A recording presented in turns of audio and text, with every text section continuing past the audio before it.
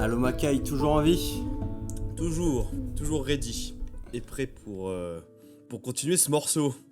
Eh bah, attaquons-nous au gros lard du cochon de cet Sûr. épisode, les points négatifs. Est-ce que tu veux commencer? Est-ce que tu veux que je commence? On Vas-y. joue à plouf plouf. Vas-y, je t'en... Waouh. Vous voyez comment notre émission est préparée avec sérieux. Toujours.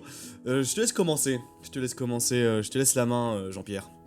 Alors, je commencerai par un tout petit truc parce que c'est situé dès le début du jeu. Mais je pense pas que lancer le jeu avec un personnage comme celui de Cindy, c'était très à propos. C'est-à-dire que tu commences le jeu, vraiment, genre la scène d'ouverture, tu pousses ta caisse jusqu'à un garage dans le désert qui ressemble au désert du Nevada, et tu tombes sur une meuf, genre, et il y a un mème à ce sujet-là, tu tombes sur une meuf, genre vraiment une bimbo de garage, tu vois, genre, elle a Totalement. elle a des boobs apparents, elle porte un short qui lui moule le huc, et il y a un mème par rapport à ça, c'est... Ouais, tu sais, c'est un mec, genre, il fait une tête un peu sérieuse et tout, genre, ouais, moi je joue au FF pour le côté philosophique et la profondeur des scénarios et tout, et puis, genre, première minute de FF15, et bim. Non, vraiment, c'est, putain, genre, je lui dis, ils ont quoi les mecs dans la tête, genre, mais même déjà à l'époque, ça m'avait fait tiquer en 2016, tu vois, et là, en le refaisant, je me suis pris les mains dans la tête, je me suis dit, putain, mais... Puis surtout, en plus, tu sais, elle nettoie ta caisse, elle se met dans des poses un peu suggestives et tout, comme ça, et t'es là en mode, mais c'est gênant, les gars, arrêtez. C'est vrai qu'en plus, c'est parmi les premières minutes de jeu, littéralement. Après, Final Fantasy a toujours eu cette patte un peu... Enfin, il y a toujours eu un personnage un peu qui trompait dans le fanservice, dans les FF, notamment dans les récents, parce que les graphismes ont fait que ça s'est amélioré avec le temps. Ouais. Mais, bon, déjà, des Final Fantasy 7, hein, genre les boobs de Tifa, c'était déjà une discussion, voilà. Mais là, je pense aussi à Final Fantasy X, où t'avais un personnage où t'avais un décolleté plongeant, etc. C'était une sorcière, mais ça justifie pas Ah tout. ouais. Dans Final Fantasy XIII, j'en parle même pas, là, t'as des personnages qui gloussent pour ramasser des fleurs en mode... oh, comme ça, tu vois. Et la version anglaise, c'était un peu en mode... Ouais. Alors qu'on sait que Square Enix peut faire des personnages féminins forts et super bien écrits. Hein. Lightning de Final Fantasy XIII, typiquement, c'est un très bon personnage. Hein. Sauf que là, ouais. Ouais. Ouais, non, moi, le Non. personnage de Cindy, Non. il m'a pété les burnes. Ouais, certains diraient que c'est un point positif, hein, parce qu'ils apprécient se rincer l'œil, mais c'est vrai que dès les premières minutes de jeu, c'est vrai que ça donne pas Ouais, un ton c'est un très peu sérieux gênant. non plus, quoi. Hein. Et d'une manière générale, je trouve que les persos féminins sont... Enfin, dans cet opus, en tout cas, ils sont très peu mis en valeur. Ouais. Et souvent sexualisés, ou souvent ont juste une fonction de support des héros principaux. Et bon, en même temps, tu me diras, c'est annoncé dès la jaquette que ça va être un jeu sans meuf. Parce que c'est présenté comme un road trip entre couillasses, quoi. mais bon, voilà. Moi, personnellement, je trouve ça...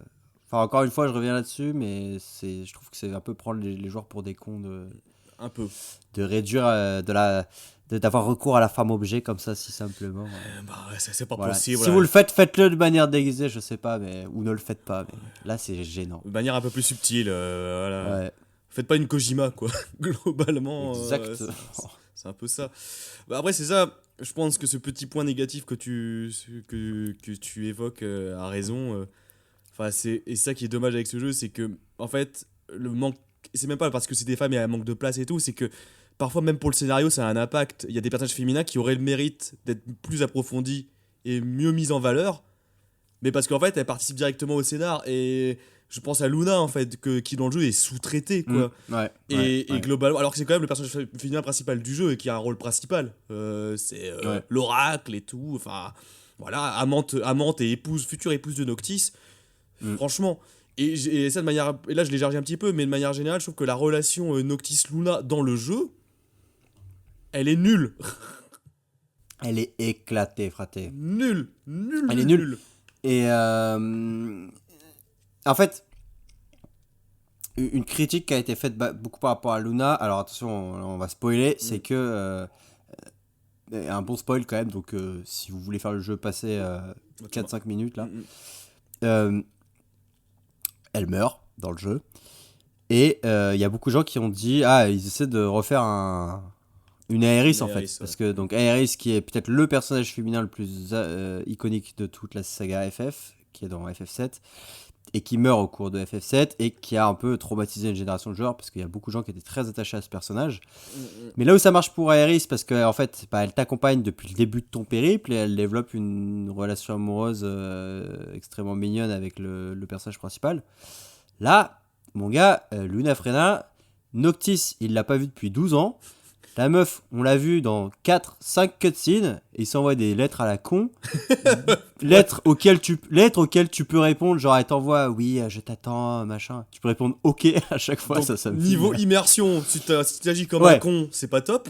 voilà, et genre, on te l'a fait mourir dans une scène tragique et tout. Mais gros, mais tu t'en bats les reins, genre, t'as aucun attachement émotionnel avec elle, t'as peut-être passé 10 minutes depuis le début du jeu à voir qui était Luna Freda. Ça ne fait rien, et c'est même ridicule en fait, C'est ça. T'y parce crois pas. que le jeu se prend de ouf au sérieux en C'est fait, ça. et c'est gênant. Pas gênant de la meilleure que Cindy, mais c'est gênant. Ouais, et t'y crois pas du tout. Bah, c'est ça, Et tu crois pas. et t'y crois Ouais. pas. Et c'est ça, c'est ça qui est le problème, c'est que le traitement général des personnages féminins est sous-exploité. Alors que Final Fantasy a l'habitude de nous habituer à beaucoup mieux, en fait. C'est ça le truc, c'est que Mm. tu disais FF7, mais voilà, les personnages féminins. Alors peut-être que Tifa était fanservice, très clairement, mais bon, on avait des personnages Mais féminins qui étaient fortes, hein, qui étaient forts, voilà, en voilà. fait. Et qui a une histoire, un background C'est vraiment ça. intéressant. FF6, pareil, le personnage de Terra, purée, il est passionnant ce personnage, c'est Mm. même le personnage principal. Et voilà, je veux dire. Et un truc qui m'énerve encore Mm, plus d'ailleurs avec Luna, c'est son apparence physique. mm, C'est-à-dire qu'elle représente vraiment l'archétype de la belle femme occidentale vue d'un point de vue japonais, qu'on ouais. retrouve d'ailleurs dans Death Stranding avec le personnage de... Je crois que c'est Amanda. Ah oui, Amanda, ouais. C'est Mm. vraiment la blonde qui est un côté un peu pur et entièrement dévouée au héros Ouais, et qui attend, tu vois, c'est un peu le cliché de la princesse finalement dans son château, hein, c'est ça. qui et qui est voilà qui est sainte mère de pureté, tu vois, et en fait ça m'énerve parce que c'est pas une figure féminine dans laquelle tu crois réellement, et puis surtout c'est neuneux, tu vois, c'est vraiment, ouais, encore une fois, prendre les, Ouais, les, les les gens gens pour pour des des cons, je trouve. cons, et voilà, c'est ça, qui découvrent la jante féminine, ou je sais pas quoi d'ailleurs, hein, parce que bon, là, on sait pas trop de quoi ça veut Et encore traiter. une fois, c'est vrai que là où Aerys, elle a aussi peut-être un peu, enfin, même carrément ce côté-là, mise en avant de la pureté, etc. Il n'empêche, tu passes quand même toute une partie de l'aventure de FF7 à ses côtés, donc tu as une attache émotionnelle que C'est tu ça. n'as pas du tout avec Luna Et Freya. puis, dans Final Fantasy VII, et c'est ta healeuse, elle a un rôle important, elle a un Et rôle ouais. majeur dans le gameplay en fait, ne serait-ce que dans le gameplay. Mm, Dans Final Fantasy VII, c'est la personne qui soigne le plus et qui a le plus de chances de faire suivre son équipe. Du coup, en mm. attachement, tu l'as par le scénario, mais tu l'as aussi par le fait que, bah, en fait, elle était hyper utile. Et quand tu la perds, c'est un déchirement. Parce que t'es en mode, bon, déjà, parce que t'as placé des matérias hyper importantes et que si tu le joues pour la première fois à Ouais. FF7, t'es en mode, bah, rendez-moi mes matérias, bande de. Ça va pas du tout ce que vous faites là. Mais pareil, en fait, le personnage, par exemple, dans FF10 qui est Yuna, elle est un peu nunuche, elle se veut princesse, sauf que, bon, en fait, quand tu vois le scénario, bah, elle est beaucoup plus approfondie que ça. Elle a un passé hyper tragique et elle a une place trop bien mise en avant. Et encore une fois, dans le gameplay, c'est ta healeuse. Et donc, en tant que healeuse, elle a la place centrale de ta team. Parce que dans une équipe ou tour par tour dans les JRPG, si t'as pas de healer qui te met des points de vie, bah ta team, dans certains niveaux de difficulté, même face à certains boss, elle va pas tenir en fait. C'est un des rôles T'as majeurs. fait un balai. Mm. C'est ça. Quand que Luna, en fait, bah bon, elle a un rapport avec la magie, ça se voit qu'elle a des sorts de soins, sauf que déjà tu joues pas avec. Euh, et que. Mais voilà, quoi, tu joues pas avec, t'as aucun attachement émotionnel parce que tu l'as jamais vu dans aucune séquence de gameplay. Et tu la vois 10 minutes à tout casser, 20 minutes peut-être à l'écran, quoi, mince. Enfin, sur un jeu qui dure plus de 30 heures, c'est une blague. c'est C'est une blague, c'est une c'est blague. une Ouais, blague. ouais. Et c'est encore plus rageant quand tu sais que Final Fantasy peut faire des personnages féminins très bien construits en fait. Mm, mm, mm, Enfin mm, voilà. mm. Voilà. Et l'autre personnage féminin qui me vient en tête, c'est Arachnéa, je crois, c'est ça. Aranea, ouais, Aranea, Aranea. qui est peut-être le personnage féminin qui se rapproche plus d'une figure forte et autonome. Ouais. Mais bon, qui porte quand même une armure avec des gros boobs.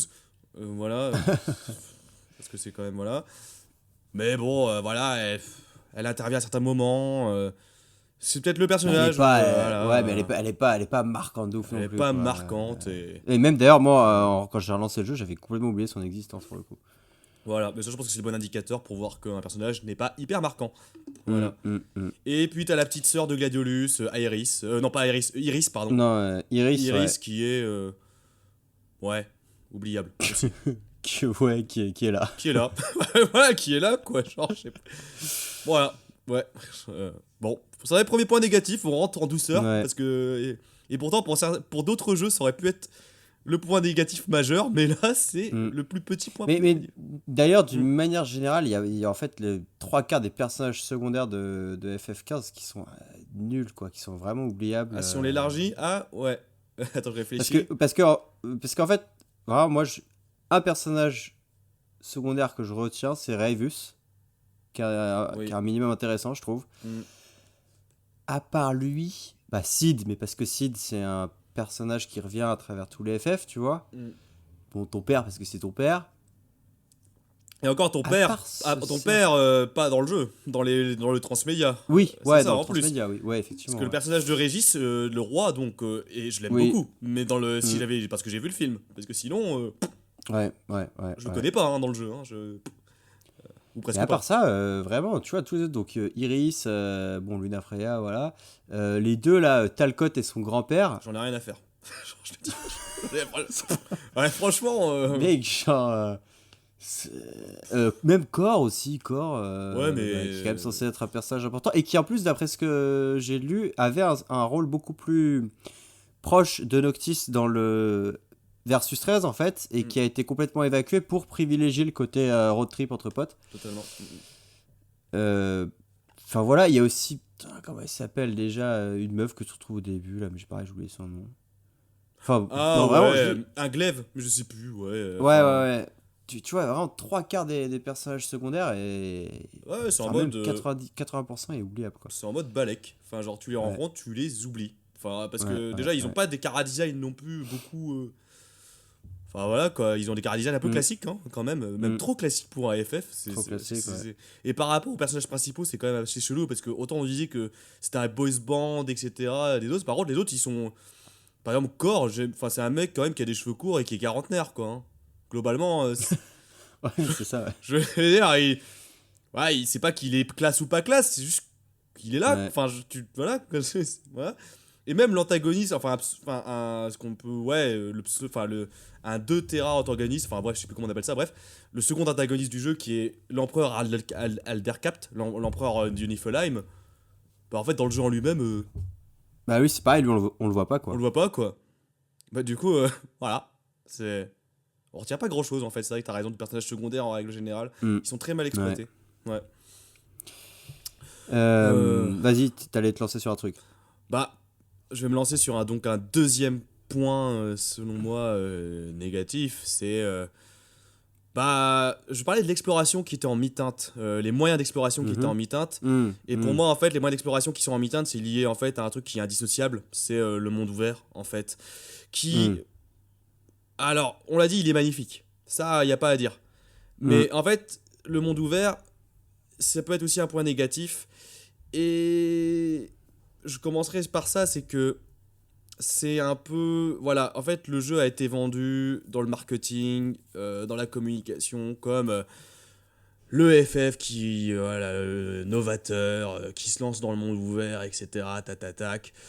Oui, et d'ailleurs, on te le fait bien sentir dès le début du jeu parce Ouais. que quand tu. En fait, durant les 3 premiers chapitres, tu es sur une petite partie du monde ouvert et tu accèdes au reste de la map bah, une fois qu'Insomnia s'est fait attaquer. Et il y a, je crois, Gladio qui dit oui, le monde est vraiment grand. Enfin, il dit un truc du style oui, le Ouais. monde est vraiment grand et a plein de trucs à nous offrir. Et là, tu accèdes à toute la map et voilà, on insiste vraiment sur le fait. C'est le premier FF en monde ouvert. ça. Ouvrez grand les yeux, quoi. T'es en mode waouh, c'est parti.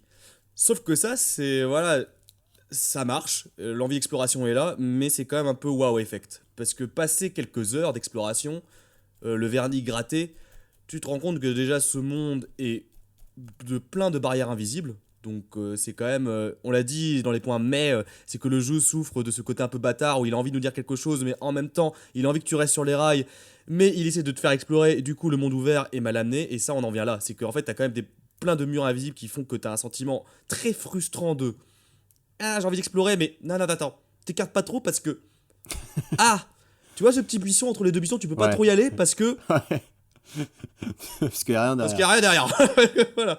Et ça, ce côté un peu bâtard, tu vois, tu le ressens, et c'est symptomatique de tous les problèmes de production, en fait, qu'il y a eu derrière. C'est que tu sens qu'ils sont partis un peu dans tous les sens. Et ça, tu le ressens fortement dans le monde ouvert, c'est que moi, ce que j'ai vu, ce que j'ai lu, et même ça se ressent très facilement quand tu joues, c'est que Final Fantasy, pourquoi il est passé à la sauce monde ouvert, c'est que je pense qu'à la base, c'est qu'il voulait séduire qui comme joueur. Les gens qui, en 2010, ont joué aux RPG occidentaux, qui se basent, et vu qu'on a dit que FF marchait beaucoup plus à l'Occident qu'au Japon, donc voilà, je pense qu'ils ont voulu continuer dans cette thématique en mode on va vouloir plaire à qui, tu vois, aussi. Ce Aux côté, RPG occidentaux, tu veux dire plutôt aux jeux de l'époque en fait. ouais, C'est-à-dire, c'était Assassin's les. Creed, Ouais, mais pas forcément les RPG en fait. C'était plus ouais, enfin, les tous mondes les ouverts, grosses pontes de l'industrie qui se sont mis au monde ouvert. c'est ça, totalement, ouais. GTA V, Red Dead, Assassin's Creed, enfin c'était la mode de Totalement, ouais. l'époque et Skyrim, effectivement etc., c'était. tout ça. Ouais, c'était pour plaire à ce marché-là, ouais. C'est ça. Et totalement, tu ressens un peu qu'ils ont.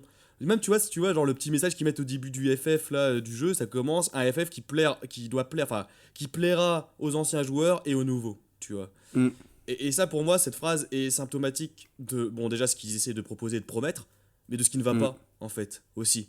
C'est que, en voulant mettre en place un monde ouvert, en essayant de correspondre à des canons de à quoi ils pensent que les joueurs ont joué et ont été bercés Ouais, dans leur vie de gamer, ouais, bah, en fait, ils se sont lancés dans un pari un peu bâtard de on va créer un monde ouvert pour plaire aux gens, mais on le maîtrise mal. Et le monde ouais, ouvert est mal ouais, maîtrisé. ouais. Tu le ressens à travers, comme on l'a dit, les murs invisibles. Et ça, on en reparlera aussi, mais waouh, les quêtes secondaires d'une qualité d'une Ouais. écriture indéniable. Tu vois. Alors, juste avant d'évoquer les quêtes Mm. secondaires, pour finir sur l'exploration frustrante, Mm. moi, c'est probablement l'un des aspects qui me dégoûte le plus du jeu encore à l'heure actuelle. Ouais. C'est que on te vend, comme je l'ai dit, l'impression d'un monde gigantesque. Et c'est d'ailleurs corrélé au scénario, parce que le scénario tel qu'il était vendu avant la sortie du jeu, et même au début, c'est vraiment cette idée d'affrontement entre l'Empire du Niflheim, Mm, mm. le royaume de Lucis, et toi, roi en devenir, qui doit trouver ta place là-dedans, en fait. C'est ça. Et ça, c'est complètement évacué dès le début du scénario. Ça reste en toile de fond. Et en fait, t'as cette partie du monde d'Eos qu'on te laisse explorer, mais au fil de l'aventure, on te laisse la chance de réaliser que en fait, le monde, il est bien plus vaste que la partie que tu peux explorer. Et surtout, dans la deuxième partie en fait, du jeu, Mm. euh, il y a un moment en fait, où tu quittes le monde ouvert et tu te retrouves en fait, sur le continent de l'Empire, qui est séparé par une mer avec le tien. Et là, tu t'es en train, t'es sur des rails, encore pire que la voiture. Et, et en fait, tu parcours une map qui a l'air, tu peux l'ouvrir, tu vois toute la carte du continent, etc. Ça a l'air d'être dingue, t'as des montagnes, t'as des villes, etc. Et bah, tu les verras jamais. Tu les verras Ouais. jamais parce que tu peux pas sortir du train. Tu peux pas retourner à Insomnia, donc la ville de laquelle tu viens. Et en fait, quand tu y retournes, à la fin du jeu, tu peux voir qu'une toute petite portion de la ville. En fait, le jeu te parle et te promet d'une multitude d'environnements que tu verras jamais et que tu pourras jamais explorer parce que Mm, mm. il a eu les yeux plus gros que le ventre. Et pour moi, vraiment, c'est ça qui me frustre le plus. Et à ce moment où tu obtiens la voiture volante là, à la fin du jeu, et tu te dis, ah bah vas-y, je vais aller, même ne serait-ce qu'essayer de survoler ces zones-là, tu vois, Pour voir même ce si que je peux c'est. pas y Mm, rentrer mm. pour voir ce que c'est, ouais. Et voilà, t'as les fameux murs invisibles Je te bloque. qui font que même quand t'es en voiture volante, t'es sur des rails, quoi. Ouais. Et c'est ça qui crée une frustration, mais énorme, en fait. Et ça, c'est pour C'est un horrible. open world et pour un FF, c'est un échec majeur, quoi. Ça. Parce que au moins dans les anciens FF, tu avais une map, en fait, une world map, etc., où ton personnage pouvait se balader et tu sais, bah, tu pouvais aller d'endroit en endroit. C'était certes hyper scripté linéaire, mais ça, au moins, enfin, ça faisait le taf, ça faisait ce qu'il Mm. promettait. Là, en l'occurrence, tu sens que le jeu, il allait dans tous les sens dans le développement, ça se ressent, hein, franchement, et que, comme tu l'as dit, ils ont vu trop large. et qu'à un moment donné, et c'est là qu'on voit la transition Tetsuya Nomura, Hajime Tabata, en fait, quand on parlait en production, c'est que Hajime Tabata, quand il a repris les rênes de manière pragmatique, etc., il s'est dit, ok, je vois qu'on est parti dans tous les sens, ok, le jeu a une histoire à raconter, et du coup, on va passer d'un monde ouvert, c'est un peu un anti-FF13. Genre, on va passer d'un monde ouvert à, allez, faut qu'on se remette sur les rails, tac, c'est maintenant, donc l'histoire, faut qu'elle y aille, faut que ça avance, on a des choses à dire, et du coup, voilà, le territoire de l'Empire vous le verrez jamais, parce que voilà, on a des trucs à dire, et du coup, le train, papapac, et après tu atterris dans un jeu, mais hyper scripté, et tu comprends pas. En tant que joueur, t'es en mode, bah, qu'est-ce qu'on m'a promis, quoi? Qu'est-ce qui se passe? Et vraiment, moi, ce qui m'a foutu les boules, c'est tu vois, tu parcours tout ce continent en train, et je me disais, bon, bah, au bout d'un moment, on va arriver, on va finir le voyage en train, et puis on va pouvoir sortir et commencer à explorer tout ce continent, quoi, en fait. Vraiment, j'espérais ça et bah, jusqu'au dernier chapitre. Et comme un gogol. Et j'ai vraiment eu l'impression que le jeu, il a sorti son petit pot de vaseline, tu vois, il m'a fait ouais, t'inquiète, attends. C'est vraiment ça. Et surtout, d'autant plus que bah, voilà, ce monde d'Eos, il y a des divinités qui sont endormies un peu partout. Et chaque lieu a un lore. Et on développe même le lore de ce continent que tu pourras jamais visiter. Et au final, ça te fait que rajouter de la frustration parce que tu te dis, il y a tout ça à découvrir et ben, je pourrais juste le lire en fait. J'en aurais jamais le goût ni la couleur. C'est ça. Alors que la communication, on le répète, hein, la communication, c'est fait axée sur le monde ouvert. Du coup, c'est un échec. C'est un échec criant. C'est un échec criant. Sans nous préciser, voilà, et ils se l'ont bien gardé, mais c'est normal parce que sinon, s'ils l'avaient vendu comme ça aurait été bizarre. Tout en regardant que effectivement toute la fin du jeu va presque la moitié du jeu au niveau histoire, c'est linéaire quoi. Ça rejoint voilà. Et au final, moi c'est ça qui m'a le plus qui m'a achevé, c'est que on t'explique en fait tout est fait à l'envers. C'est dans le dernier DLC du jeu que t'as enfin une vraie explication complète du lore du monde d'Eos, qu'on t'explique vraiment clairement point par point comment la Terre a été créée, par qui, comment, et que tu peux voir une carte entière du jeu. Et en fait, là, tu te rends compte à quel point on s'est fait baiser, quoi. Bah ouais. Parce que la partie que t'explores vraiment au monde ouvert, elle est petite. Ouais, c'est ça. En fait, c'est ça. C'est les anciens territoires du Lucis et une petite partie des anciens territoires du Lucis. C'était en mode, mais le continent, là... Putain, le vol. Ah, mais littéral. Ouais. Rends l'argent, rends le jeu, Square. Rends le jeu, mais vraiment. Rends la map. Enfin, ou bien, du moins, nous promets pas ce que tu ne peux pas nous donner. Enfin, après... Exactement. C'est ça, en fait. Et le truc, c'est que... On l'a dit, hein, c'est lié à une production désastreuse, mais ça n'excuse pas, en fait, le fait que dans les trailers, il y a eu un mensonge, en fait. Il y a eu un mensonge. Parce que, franchement, je pense que tous les deux, on était raccrochés au fait... Putain, on va la visiter, cette ville d'Insomnia, non ? Ouais. Bah ouais, on la visite, sauf qu'il fait nuit, c'est dégueulasse, et on en visite 10 mètres carrés. 3 pâtés de maison à tout péter. C'est ça, cassé, en plus délabré et sans aucune lumière, ce qui nous laisse très loin de la ville qui ne dort jamais. Bon, après, dans l'or, c'est expliqué parce qu'elle a été attaquée, elle est détruite, mais quand même, ça n'excuse pas tout. Quand même. Du coup, ouais, frustration, déception, en fait. Et ça nous amène, du coup, effectivement, à ce que tu as abordé, c'est les quêtes. Les quêtes FedEx. Ouais. Oui. Les grenouilles. Les grenouilles. Oh, les grenouilles qui ont marqué, je pense, une génération de joueurs. Oui, totalement. Ouais, les quêtes FedEx, oui.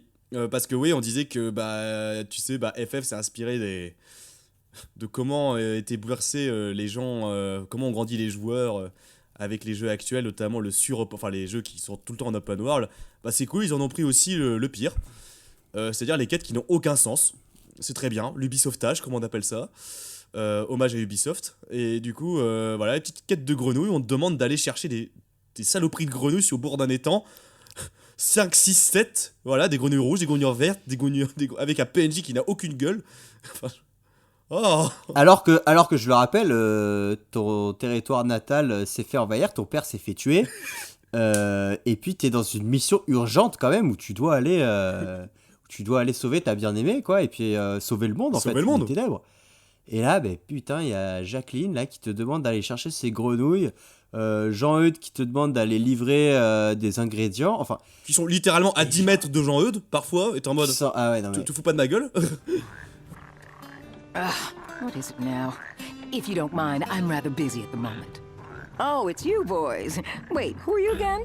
And what do you need now? Nothing. You're saying you distracted me for nothing? This won't do. Won't do at all. Precious seconds down the drain. How am I to make up for them? Of course. You boys can help me. Okay. That's the spirit. I was just thinking I could use a few extra hands for catching frogs, to be precise. Wait, what? Frogs? And if you're thinking any old frog will do, wrong. You're not getting off that easily.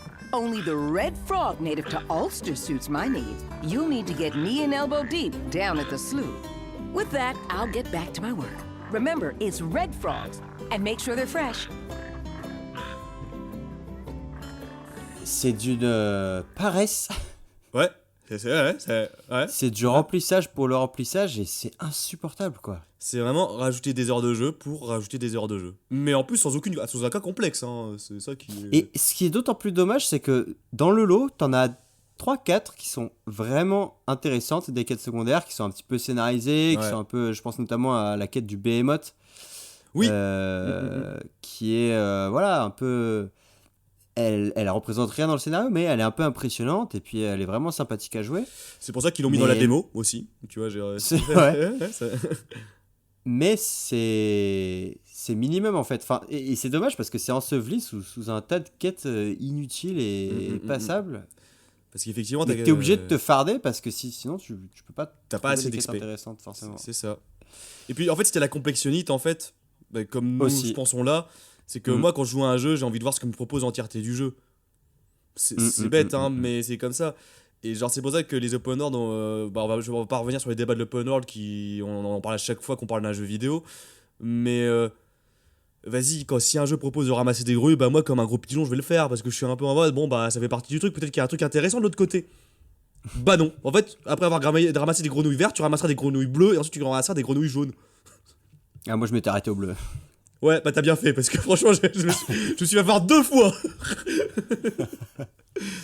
Mais à côté, effectivement, comme tu l'as dit, t'as des petites quêtes où t'as des quêtes où par exemple tu vas faire du jogging avec Gladiolus. Enfin, ça veut. Ah ouais, putain, je savais pas, je l'ai jamais découvert. Bah, c'est ça où t'as des petites quêtes, tu vois, de renforcement de lien de perso où par exemple t'as Prompto qui va te dire vas-y, on va prendre une petite photo, fais des poses devant l'océan qui se couche. Enfin, devant l'océan, genre je dis de la merde. Devant le soleil qui se couche devant l'océan et je te prends en photo, tu vas prendre les meilleurs angles. Niveau gameplay, c'est pas ouf, mais t'as un petit scénario qui fait que tu t'attaches un peu, quoi. Ouais, c'est sympa. Voilà, Ça développe un peu les liens entre les persos et ouais. c'est ça. Et comme tu l'as dit, en fait, le problème des quêtes secondaires, c'est en plus l'ambiance générale, c'est que ça participe en fait à une décrédibilisation du monde. C'est que t'es dans un monde en guerre ça fait depuis 50 ans, 60 ans que le monde est à feu et à sang.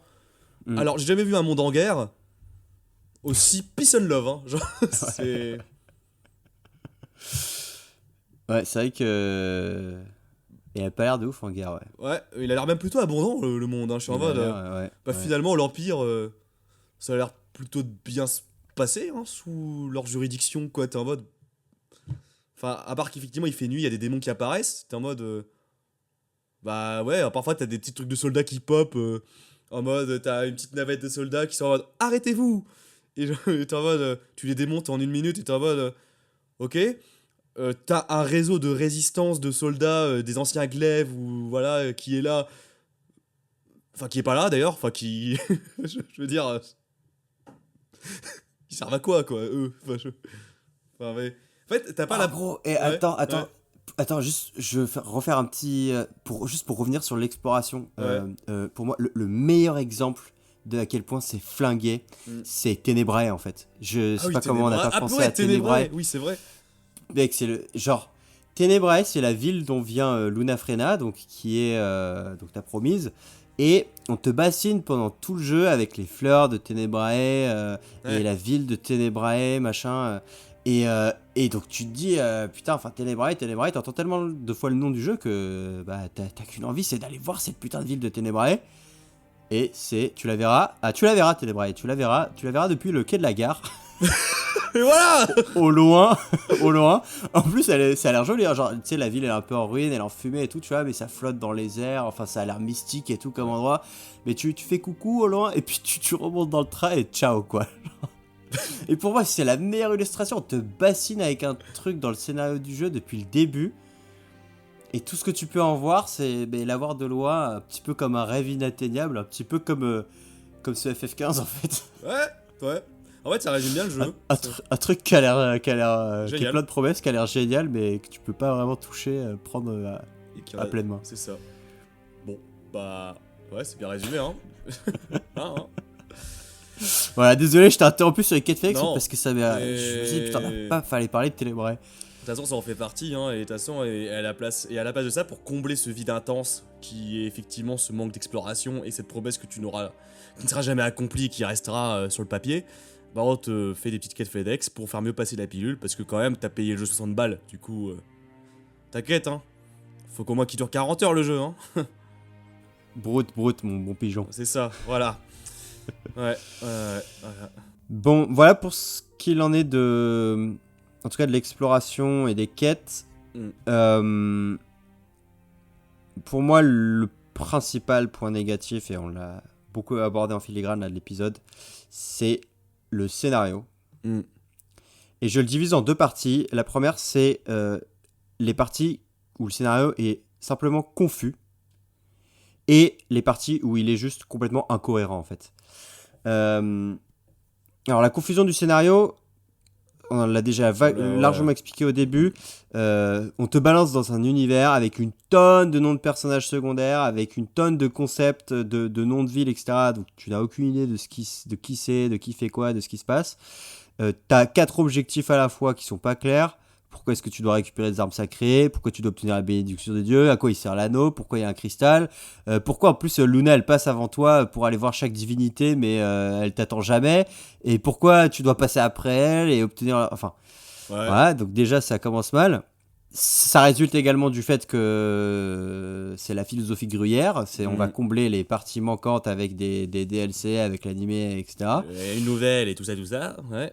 La confusion, ça résulte aussi d'Ardine, qui est complètement insaisissable, donc on comprend pas la motivation et la logique, et qui va t'aider tout au long du scénario, mais dont les motivations vont rester complètement obscures. Et puis c'est pareil, il y a des trucs aussi. Alors c'est pour ça que je dis que c'est de la confusion, parce que en soi, une fois que tu fais tout, ces éléments-là, tu les expliques, tu les rationalises et ils font sens, et tu fais ah ok d'accord.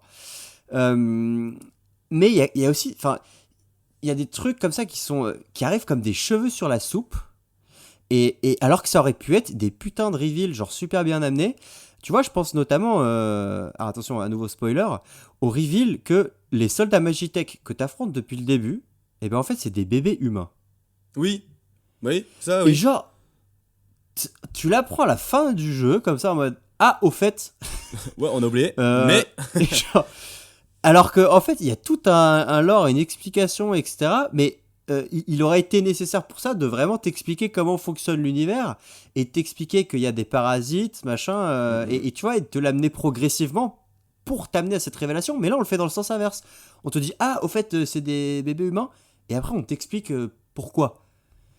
Mais c'est trop tard, en fait. Et Tu ça vois, marche pas genre, comme ça. Et tu t'en en plus, fiches, c'est à la en fin fait. du jeu. Et tu t'en fiches, en fait. Et c'est, ouais, c'est ça.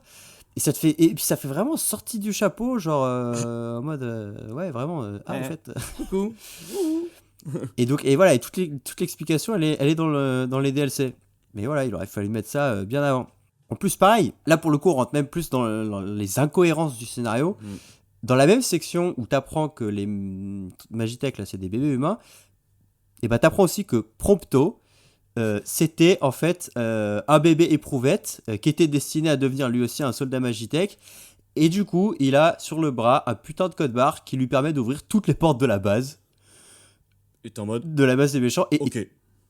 t'es en mode, alors, déjà, révélation à la noix, parce que tu vas me faire croire que les mecs, ils se connaissent depuis l'enfance, ils ont traversé monts et merveilles ensemble, ils ont jamais parlé de leurs origines, parce que oui, c'est aussi ça, ils cachent son origine, ils cachent le fait qu'il vient de l'Empire aux autres, genre, les gars, vous avez jamais parlé d'où vous veniez, genre, bon, ok, à la limite, tu te dis, peut-être il a menti ou quoi, tu vois, mais pourquoi le mec, il a un code barre qui lui permet d'ouvrir toutes les portes secrètes, et d'arriver tout au dernier niveau de la base, tu vois, genre... C'est quoi la putain de logique, Le genre truc le moins sécure du monde, quoi, en fait. le système le moins sécure du monde, c'est ça, tu vois. Enfin, et voilà, il y a plein d'incohérences dans le scénario comme ça. Attends, j'en ai relevé une autre aussi. On parlait du personnage féminin d'Aranea, D'Aranea, qui est une une mercenaire, et on te présente le fait que Aranea, elle est embauchée par Hardin pour te retrouver. Oui, Pour c'est te vrai, c'est vrai, retrouver. ça c'est vrai, oui. Oui. Et genre, on parle littéralement du mec qui peut se téléporter et qui fait que croiser ta route et qui a l'air en tout cas de savoir en permanence où t'es, parce que pourquoi il a besoin d'embaucher quelqu'un pour nous retrouver, genre. Alors qu'il te retrouve littéralement dans l'histoire toutes les 1 heure, 2 heures, quoi, genre. C'est ça, ouais. Genre, t'es en mode, ok, elle est là. Il y a une séquence aussi où Hardin il te kidnappe avec ta caisse. Puis Oui. finalement il te kidnappe pas. Puis en fait il kidnappe juste ta voiture. Et du coup après tu dois aller récupérer ta voiture dans une base. Et genre mais tu comprends pas ça. Mais en fait, c'est ça, c'est un mode. En fait, Hardin, ça, t'as un peu l'impression que c'est le neutral chaos. Tu vois, il est juste un petit diablotin qui fait des trucs un peu. Ouais, c'est chelous, ça, quoi. ouais. Et bref. Et à la toute fin, alors là c'est un peu le gros reveal du jeu. Mais pareil qui arrive comme un cheveu sur la soupe. Hardin en fait est de ta famille. Et il veut se venger de la lignée du père de Noctis. Mais gros dans ce cas-là, il a eu 1000 occasions de le faire tout au long de l'aventure, alors qu'on était juste qu'une Ouais. petite merde, qu'on était... Gros, mais pourquoi C'est ça. tu le fais pas Et Maintenant- ça, c'est pareil, ça c'est expliqué dans la suite du jeu, dans les DLC, mais Et dans le lore étendu. mec, quand tu le découvres, là, mais vraiment, ça a s'arraché les cheveux, Ouais, sincèrement. c'est ça. En fait, c'est ça, effectivement, si tu te concentres que sur le jeu, rien que le jeu, l'histoire qui est proposée par le jeu, t'es en mode, mais c'est quoi ce bordel? C'est quoi cette merde intégrale, quoi, genre, et si t'as fait aucune autre œuvre, tu te dis, mais pourquoi il fait ça, quoi, genre, pourquoi il attend que je sois C'est plus ça. puissant, que j'accumule le pouvoir des rois, et en plus, vu que le combat final est éclaté au sol, t'es en mode, ah, bah ça valait bien la peine d'attendre que j'avais le pouvoir des rois pour t'éclater, quoi, genre, t'es en mode, mais genre, ça n'a aucun sens, tu vois, voilà, donc... Et ça donne vraiment l'impression que le jeu, il est construit à l'envers, c'est-à-dire qu'on te balance tout d'un coup, et on t'explique tout après coup, en fait. Ouais. Que Ouais. très tardivement dans le jeu ou dans les DLC ou les œuvres annexes. Et voilà, encore une fois, pour moi, le fait qu'on t'explique vraiment le lore du monde d'EO, c'est tout ce qui se passe dans ce monde dans le dernier DLC du jeu, c'est pas normal. C'est pas normal, je suis d'accord. Et ça qui est symptomatique, c'est que tu te rends compte qu'en fait, il est dans leur volonté de, j'allais dire, enfin déjà tellement d'idées. En fait, déjà, il rattrape les pots cassés de Tetsuya Nomura. Ça se voit que, en fait, par exemple, le monde ouvert qui est incomplet, le scénario en gruyère. Je pense que c'est des idées qui effectivement étaient dans ce que proposait Nomura, mais qui a vu trop grand en fait. Et donc dans cette volonté de garder ce qu'a proposé Nomura tout en essayant de proposer un produit fini le plus rapidement possible avec Hajime Tabata, le pauvre qui à la fin a abandonné le navire en mode j'en peux plus quoi, parce que c'est pour ça que t'as plein de DLC qui ont été supprimés après, enfin qui ont été annoncés mais qui n'ont pas eu lieu. Ah, ça, faut qu'on en Faut parle. qu'on aussi. faudra qu'on en parle. Bon, ces DLC qui sont devenus une nouvelle. Et. Oh. Bref, et du coup, en fait, tu sens que cette volonté de combler les trous après, c'est symptomatique de tout ce problème de production et tout. Mais ça n'excuse en rien, en fait, toute la communication désastreuse et ce mensonge, en fait. Ils nous ont pris littéralement pour les pigeons pour combler. Bah, déjà, les caisses de Square Enix qui étaient sans doute en grande crise. Mais aussi pour se dire. Vous inquiétez pas les amis, votre histoire elle est là, juste que le patchwork, si vous le recomposez, l'histoire est cool quoi. Mais le mal est déjà fait, en fait, ça c'est pas possible.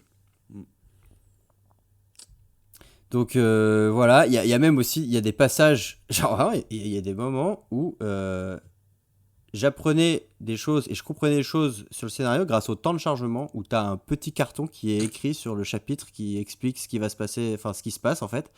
Et il y a des moments, en fait je suis quasiment sûr qu'il y a des éléments de scénario, genre typiquement je pense à quand tu dois aller au phare de Capcom pour récupérer la voiture qui est sous le phare en fait. Non, pardon, pas la voiture, le bateau, pour aller à Altia. Il me semble bien que le bateau, il est jamais mentionné dans aucune cinématique et que la première fois que tu entends parler, c'est dans le putain de temps de chargement, quoi. Et je me dis que quand même, quand t'apprends les éléments du scénario grâce au temps de chargement de ton jeu, c'est qu'il y a un problème là. Il y a un petit souci, ouais. Ça, et littéralement, je sais pas si tu as eu le même ressenti que moi, mais vraiment, il y a des moments, j'ai l'impression que le jeu, il est sorti incomplet parce que parfois, tu as des cinématiques qui se coupent à des moments bizarres et tu as des séquences qui ont l'air d'être absentes, tu vois, genre vraiment, parfois, tu as des sauts un peu illogiques, un peu étranges dans le jeu. Ah bah de toute façon, Des sauts de séquences. ouais, pour moi le jeu, ça se ressent qu'il a été archi cut, et que plein de passages de gameplay normalement qui devaient s'enchaîner avec une cinématique n'ont pas été, enfin ne sont pas faits quoi en fait.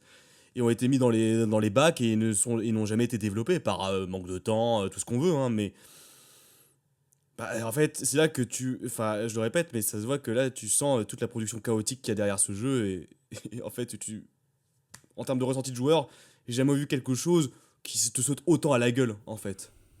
Ouais. Que ce soit pour tout, que ce soit le scénario, que ce soit le gameplay, mais que ce soit dans le rythme du jeu, tu sens les hachages, en fait. Tu sens les coups dans la haie comme ça. Et ça, tu t'en rends compte très facilement, en fait. Très facilement. Ouais, c'est ouais. à peine voilé. C'est à peine voilé.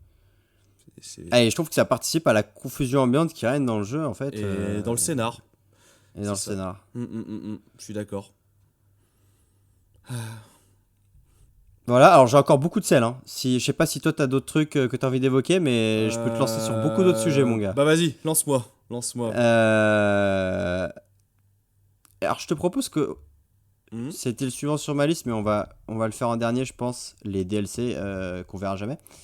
Mais en attendant, je te propose un truc qui a peut-être pas sauté aux oreilles de beaucoup de gens, mais on a beaucoup parlé des musiques qui sont très bonnes, mais par contre, pour moi, il y a un vrai problème de sound design dans ce jeu. Est-ce que tu t'es fait la réflexion ?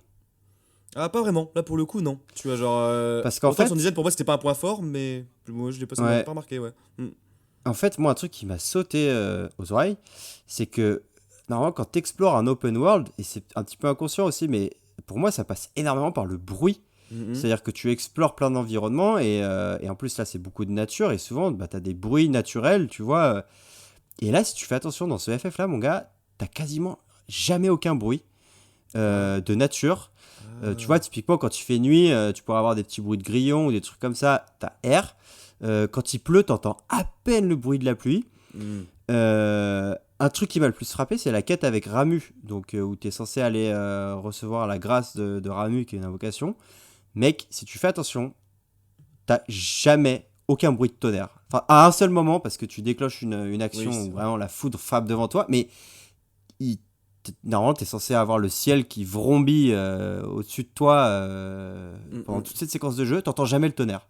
Et à peine le bruit de la pluie en arrière-plan. Pareil, t'entends jamais quand tu es sur la route, les voitures qui passent à côté de toi, elles font pas de bruit. Ah oui, c'est C'est vrai. des ça. voitures électriques, C'est hein. vrai, mais Je sais pas. c'est génial, alors que le pétrole coûte pas si cher. Alors que pareil, il y a un donjon optionnel qui se passe dans la forêt. Mm. Aucun bruit d'oiseaux, aucun bruit Alors, je d'insectes. suis d'accord, oui, c'est rien. vrai. Maintenant que tu fais la remarque. Ça manque cruellement au jeu. Et je pense que vraiment, ça aurait pu contribuer aussi à rendre l'open world un peu plus vivant, parce que c'est un reproche qui est souvent fait qu'il soit vide. Et c'est un truc à la con, quoi. Mais tu vois, de pas avoir pensé à intégrer ce détail, ça montre pour moi aussi le rush et un manque de finition, quoi. Et le manque de maîtrise. Le manque de maîtrise. Et le manque dans de maîtrise. Des choses qu'ils savent moyennement faire, quoi, en fait. Ouais. C'est vrai qu'à l'époque, ouais. C'est vrai Autre sujet que t'avais... Ouais, excuse-moi. Non, vas-y, non, vas-y. non, c'est vrai que t'as raison, j'y avais pas forcément pensé, mais en y repensant, c'est vrai que même tu vois, genre quand t'as des grosses bestioles dans la flotte, là, de grosses girafes, tu les entends pas boire. Enfin, c'est con, hein, mais tu les vois, les grosses bestioles, tu es en mode. Mais en fait, t'as vraiment l'impression que c'est du carton. Qu'elles sont. Ouais, un peu, ouais. Parce que tu peux même pas. Enfin, si tu peux les attaquer à un moment donné si elles se rapprochent un peu, mais déjà tu peux pas trop non plus aller dans la flotte. Donc, du coup, tu vois le mur invisible, t'es en mode. Pourquoi je peux pas Mur aller. invisible. Ouais, le mur invisible. Mais une fois que tu les attaques, en fait, enfin, tu les attaques, ils te font un peu de bruit, mais si tu les attaques pas, quand elles boivent, t'entends rien. T'es en mode. Bah, alors c'est bizarre parce que le truc fait 100 mètres, du coup. Ouais. Enfin, voilà quoi, c'est vrai que c'est l'impression un peu carton-pâte, oui, effectivement, avec Ouais. ce manque de bruitage. Et je t'encourage vraiment à essayer de refaire juste une petite, Séquence, ouais. petite balade dans le monde d'Eos, tu verras, c'est frappant. C'est calme, quoi, c'est sans bruit. C'est beaucoup trop silencieux. Alors, souvent c'est comblé justement par les musiques, mais quand t'as pas de musique, ça fait mort, quoi. Et ça, c'est problématique, surtout pour un Et monde ça, c'est ouvert. problématique. Mm. Autre gros défaut selon moi, je t'ai dit pour moi tout à l'heure que c'est un défaut, c'est les combats, mec, pour moi, contre les dieux. Ah ouais, Contre toi les t'as invocations. Mm. Ils sont éclatés. Quand t'as des combats, parce que déjà j'ai été hyper déçu, Ramu, Ah, Rami, t'as pas de tu combo. vas Ouais. juste, Tu vas le tu chercher. vas juste activer 3 pierres à la con. Enfin, c'est d'une tristesse absolue en termes de. Enfin, t'as rien quoi. Ah, Ramu, t'as pas de combat, hein, clairement, il T'as te pas de rejoint. combat, ouais. Ça sent le manque de temps ou de budget, je sais pas. Et pour moi, le pire. Alors, l'exception, c'est Ifrit. Le combat contre Ifrit, je le trouve excellent. Mais par contre, le combat contre l'Hydréenne, contre Léviathan, Et attends. qui. Et là, je reviens à un truc que j'ai dit du coup au tout début du podcast. Ce trailer de l'E3 2013 qui avait l'air si incroyable, où tu vivais à la fois l'attaque de la ville d'Alticia, tu déambules dans des couloirs d'une sorte de palais impérial, t'as l'eau de Léviathan qui brise toutes les fenêtres et tu t'es contre des soldats en même temps impériaux. Voilà, bah, toute cette séquence-là, elle a été squeezée. Et le combat contre Léviathan, mon gars, c'est du God of War Wish. Je suis d'accord, c'est du God of War Wish. Et pareil que le combat contre Titan, c'est du God Pareil of que le combat War contre Titan. Wish. C'est ultra épique en termes de mise en scène et C'est tout, ça. et t'es là, et t'es pump up et tout, tu fais allez on y va et tout.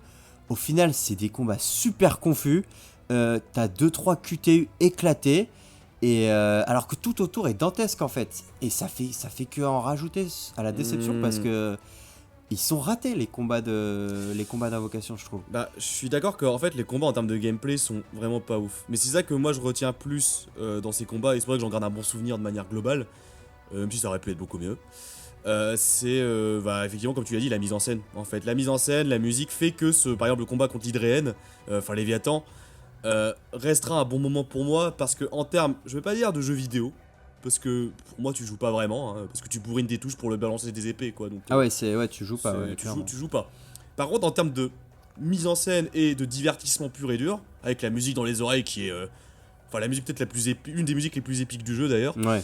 La musique est dingue. Bah pour moi ça restera quand même un souvenir assez cool, même marquant oui, mais bon on va dire plus cool que marquant. C'est que c'est un moment de fun où je suis devant mon écran, je suis en mode ouais, tu vois genre mais je joue pas. Pour moi je joue pas, c'est pas un moment de jeu vidéo, c'est un moment de divertissement quoi. Je sais pas comment le dire autrement, tu vois. Ouais, non, mais bah, c'est ça, ouais. Si tu le prends comme ça, effectivement, t'as pas de risque d'être déçu, mais. Ouais. Encore une fois, moi, cette séquence, j'avais tellement hâte de la faire après ce trailer de 2013 qui avait vendu du rêve, et C'est la sûr. déception. Hein. Ah, la grosse C'est déception. vrai qu'il y a une petite douche froide. Ouais. Surtout que la première phase du combat, où littéralement, ça pour le coup, j'ai même rigolé quand je la faisais, c'est que t'as 4-6 pauvres blocs de ruines, et genre tu balances ton épée, Et tu téléportes. tu te téléportes, tu te raccroches à un bloc, et à un moment donné, si tu te foires sur le Léviathan, tu retombes comme un gros caca dans l'eau, et t'as Léviathan qui est au-dessus de toi en mode comme ça, qui gueule, et toi t'es dans l'eau, t'es en mode. Franchement, C'est ridicule. et franchement, c'est je tape ridicule. en mode. Et à côté, t'as la musique qui fait. Non, non, non, non. Et toi, t'es en mode. Non, Ouais, je suis pas d'accord ouf. qu'en termes Très d'expérience décevant. jeu vidéo ludique, c'était pas. C'est du God of War Wish, tu l'as dit quoi. Ouais, Ouais, ouais. je suis d'accord. Et donc, dernier sujet, mec, l'annulation des DLC. Et là, t'en parleras mieux que moi parce que tu t'es Yeah. plongé quand même pas mal dans les nouvelles. Mm. Bah, vas-y, gros, explique-nous ce qui s'est passé. Bah, en fait, il y a 4 DLC qui sont sortis en tout. Donc, bon, déjà, qui, comme on l'a dit, essaient de combler le gruyère qu'est le jeu en termes de scénario. Parce que, quand même, les épisodes pris séparément, les 4 DLC qui sont sortis, ils ont quand même leur importance scénaristique, tout à chacun. Surtout le dernier. Attends, tu parles de ceux qui. Ouais, parce que. Ouais, Enfin- moi, c'est pareil. Genre, pour moi, les 3 DLC. Alors, les 3 premiers DLC qui sont sortis, c'est Ouais, Prompto, Ignis et Gladiolus. Parce qu'en fait, c'est pareil. Alors, dans le scénario principal du jeu, à chaque fois, il y a un moment Et du ils jeu se où ils se séparent et où il y a un des personnages qui se barre. Mm. Et quand tu fais l'aventure principale, bah, tu sais pas ce qu'il part faire. et en plus, bah, moi, quand j'ai fait le jeu principal, il n'y avait pas encore la perspective du DLC. Et donc, déjà, tu disais, bon, ça sent bien que les mecs, ils font exprès de t'enlever une partie du jeu pour te la revendre derrière. Mais en plus, vraiment, tu sais pas pourquoi les mecs se barrent, quoi. Enfin, c'est. Surtout Gladiolus, il est censé protéger le roi, c'est censé être le bouclier du roi. Le mec, il fait, j'ai un truc à faire. Allez, T'inquiète. ciao. Et donc, derrière, effectivement, c'est pour te vendre 3 DLC qui, je trouve, sont relativement faibles. Ils faibles. sont pas très intéressants. Ils sont faibles niveau gameplay. Peut-être Ignis et Prompto un peu moins quand C'est même, ça. et ils sont un peu plus. Mais Gladiolus ça est reste, très dispensable parce que, bon, à part le combat, ouais, Gilgamesh, bon, j'adore Gilgamesh, hein, c'est un personnage récurrent dans FF. Ouais, Et d'ailleurs, le Gilgamesh de FF15, il n'y a pas à dire, son rôle est très stylé. Même si tu l'apprends après. Enfin, parce que. Enfin, non, dans le transmédia, excusez-moi. Gilgamesh, tu l'apprends plus ou moins dans le transmédia. Mais bon, le combat est un peu nul, mais voilà. Bah après, en fait, ça, les 3 DLC ne brillent pas par leur gameplay, parce que enfin, c'est quand même pas super bien fait, hein, on va pas se mentir. Par contre, bon, l'histoire, je me dis... Bah, en fait, moi, tu vois, vu que j'ai acheté la version Windows où c'était compris dedans, je suis en mode... Bah, Ouais, bah pareil. allez, je suis un peu en mode... Allez, c'est donné. Enfin, c'est donné. Ouais. C'est dedans, pourquoi pas Et Prompto, à la limite, c'est vrai que bon, mais si tu as regardé du coup l'animé, t'as déjà beaucoup d'éléments sur lui. Prompto, c'est quand même un personnage assez intéressant parce que c'est De le ouf. plus insupportable des 4, mais c'est aussi celui qui a le passé le plus compliqué. Mm. Et c'est vrai que le DLC revient sur ça. Et puis t'apprends aussi des choses pas mal sur l'Empire pendant Pour l'épisode qui seront élaborées plus dans l'épisode Ardyn. Donc. Et puis c'est pareil, l'épisode Ignis, t'as quand même la relation avec Revus et t'apprends beaucoup de C'est choses ça. sur Revus. Donc c'est 2 épisodes qui te donnent quelques billes sur l'aventure principale, donc ça va. Mais tu vois, je me remets dans le contexte de l'époque, c'est-à-dire que je sais pas, je crois que les DLC ils sont sortis à 10€ pièce chacun. Et j'aurais quand même eu l'impression de bien me faire entuber si j'avais dû les acheter. Si tu allais acheter pièce par pièce, bien sûr, là, t'as le sentiment de faire ah, ok, j'ai payé mon tout, mon balle, la FF15, 100€. Super. Ouais. Donc, ouais, pas de tort. Alors que. Ouais. Et pour le coup, bon, le dernier DLC qui est sorti, l'épisode Ardyn, lui pour le coup vaut vraiment le coup. C'est. Et en fait, pour moi, c'est ça. FF15, ça aurait dû être le jeu principal, quelques éléments quand même aussi du film et de la série animée, et ces 4 DLC là. C'est ça. Et mieux et inclus dans le jeu et de manière intelligente. Pas en Voilà. mode DLC, quoi. DLC, Pas tu fais en à mode part. DLC. Et pour revenir au sujet, bah effectivement, le gros défaut, c'est bah Hajime Tabata à un moment donné en a eu marre. Enfin, littéralement, il a quitté Square Enix. Alors, je sais pas si c'est pour ces raisons-là, mais en tout cas, il a quitté la boîte.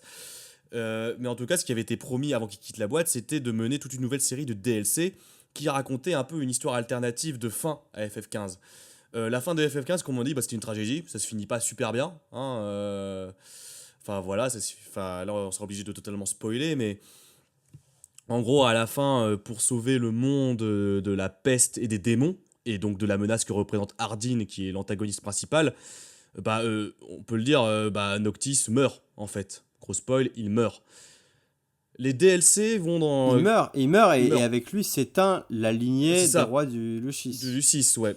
Et ce qui est encore plus tragique, et ça on le sait en regardant les trailers, parce que même les trailers font partie du cross-media en fait, c'est que il y a un trailer notamment où en fait on te fait très bien comprendre que le père Il savait. il sait que son fils va devoir se sacrifier et il le porte dans ses bras comme ça et puis il pleure et Ah ouais oui. elle est assez Il est beau ce trailer. déchirante, hein. C'est avec la Enfin, petite il est- musique il qui est s'appelle joli, ouais. Down. Ouais, trop bien, très bien. Ouais. Et voilà, et il sait que ça va se finir en tragédie. Et au moment où et en fait, du coup, ça te fait comprendre qu'au moment où il dit au revoir à son fils au début Ouais. du jeu, et il lui souhaite un bon voyage, et il dit à ses amis oui, je sais que mon fils est un peu lourd, mais voilà, Protégez-le. soyez là pour lui, protégez-le. Du coup, quand tu revois cette scène avec toutes ces informations-là en tête, c'est vrai que c'est chargé émotionnellement, c'est lourd, quoi. Et même la phrase qui dit que je retiens, c'est walk toward my son. Enfin, quand tu as tous ces éléments-là, bah, cette séquence est hyper belle, en fait. Sauf que quand tu les as pas, alors là, bah, elle est bien la séquence, mais tu n'auras pas la même, Non, pas la c'est même pas importance mémorable non émotionnelle. plus, quoi, ouais. Voilà, et du coup, justement, ce sacrifice un peu tragique où il emporte avec lui la peste, enfin on va appeler ça la peste, voilà, plus simplement, et Ardyn qui est cet antagoniste qui cristallise tout le mal de ce monde, d'Eos, bah, en fait, t'apprends grâce, en fait, la nouvelle série DLC qui était prévue mais qui était supprimée avec le départ de Hajime Tabata, ont été reconverties en nouvelle, qui s'appelle Dawn of Future, je crois. Et du coup, cette nouvelle raconte toute une histoire alternative, en gros, où tu apprends finalement, tu fais tout le lien et tu apprends toute la vérité aussi. Enfin, toute la globalité, si tu as vu toutes les autres transmédias, etc., tu as la vraie conclusion définitive de ce qu'aurait pu être FF15. Et la conclusion définitive, bon Dieu, qu'est-ce qu'elle aurait pu être bonne, tu vois. Est-ce que là, en fait, on apprend que finalement, cette tragédie, comme beaucoup dans les FF et comme dans toutes les tragédies, ça dépend d'une force supérieure. Et tu apprends qu'en fait, que le grand méchant fait partie des 6 divinités qu'on suit depuis le début, qui est Bahamut, donc. Qui est Bahamut, qui, je vais dire, est devenu une divinité un peu enfin totalement aveuglé par son pouvoir, etc., et par sa quête d'annuler la peste. En fait, son but, en fait, c'est de carrément, à la fin, tu vois, genre, je crois que c'est ça le scénario, c'est, tu as Noctis qui apprend que Ardyn enfin, le passé tragique d'Ardyn, et qui finalement, les deux vont s'allier face à cette destinée tragique que leur proposent les dieux, dont Bahamut, et vont lutter pour leur destin et le salut de l'humanité, mais à leur façon. Et donc, supprimer la peste tout en préservant leur vie, tout en sauvant Ardyn de son... Et même, tu auras une forme d'arc de rédemption d'Ardyn qui va repasser du côté des gentils, enfin, dans le sens où il va faire pas son mea culpa, mais il va s'allier avec les héros pour lutter contre sa destinée et contre ces divinités qui les oppressent, et contre Bahamut. Et ça, j'aurais tellement vu ça en jeu. Un boss final qui est incarné par Bahamut. Bahamut qui est une des figures, de manière générale dans les FF, qui est la vocation la plus connue, voire la plus emblématique, déjà. Qui, dans FF15, a une importance, mais centrale. Et qui se passe pour un gentil depuis le début. T'as l'impression qu'elle t'aide, etc. Et que t'apprends qu'en fait, finalement, sans être le grand méchant, parce qu'on peut pas appeler ça un méchant, un vilain, mais il représente quand même l'antagoniste principal qui est, on va dire, au cœur des manigances, au cœur justement de cette manipulation de la destinée, du sort du roi élu, etc. pour faire disparaître la peste, mais à sa manière. Tu te rends compte que c'est lui qui condamne un peu l'humanité aussi à sa façon. Bah, cette révolte contre les dieux, etc. Ça, c'est le cœur d'un FF, tu vois aussi. Cette révolte contre le destin, la rébellion et tout, ça c'est un thème mais que tu vois, enfin qui est vraiment cher au Final Fantasy, tu vois.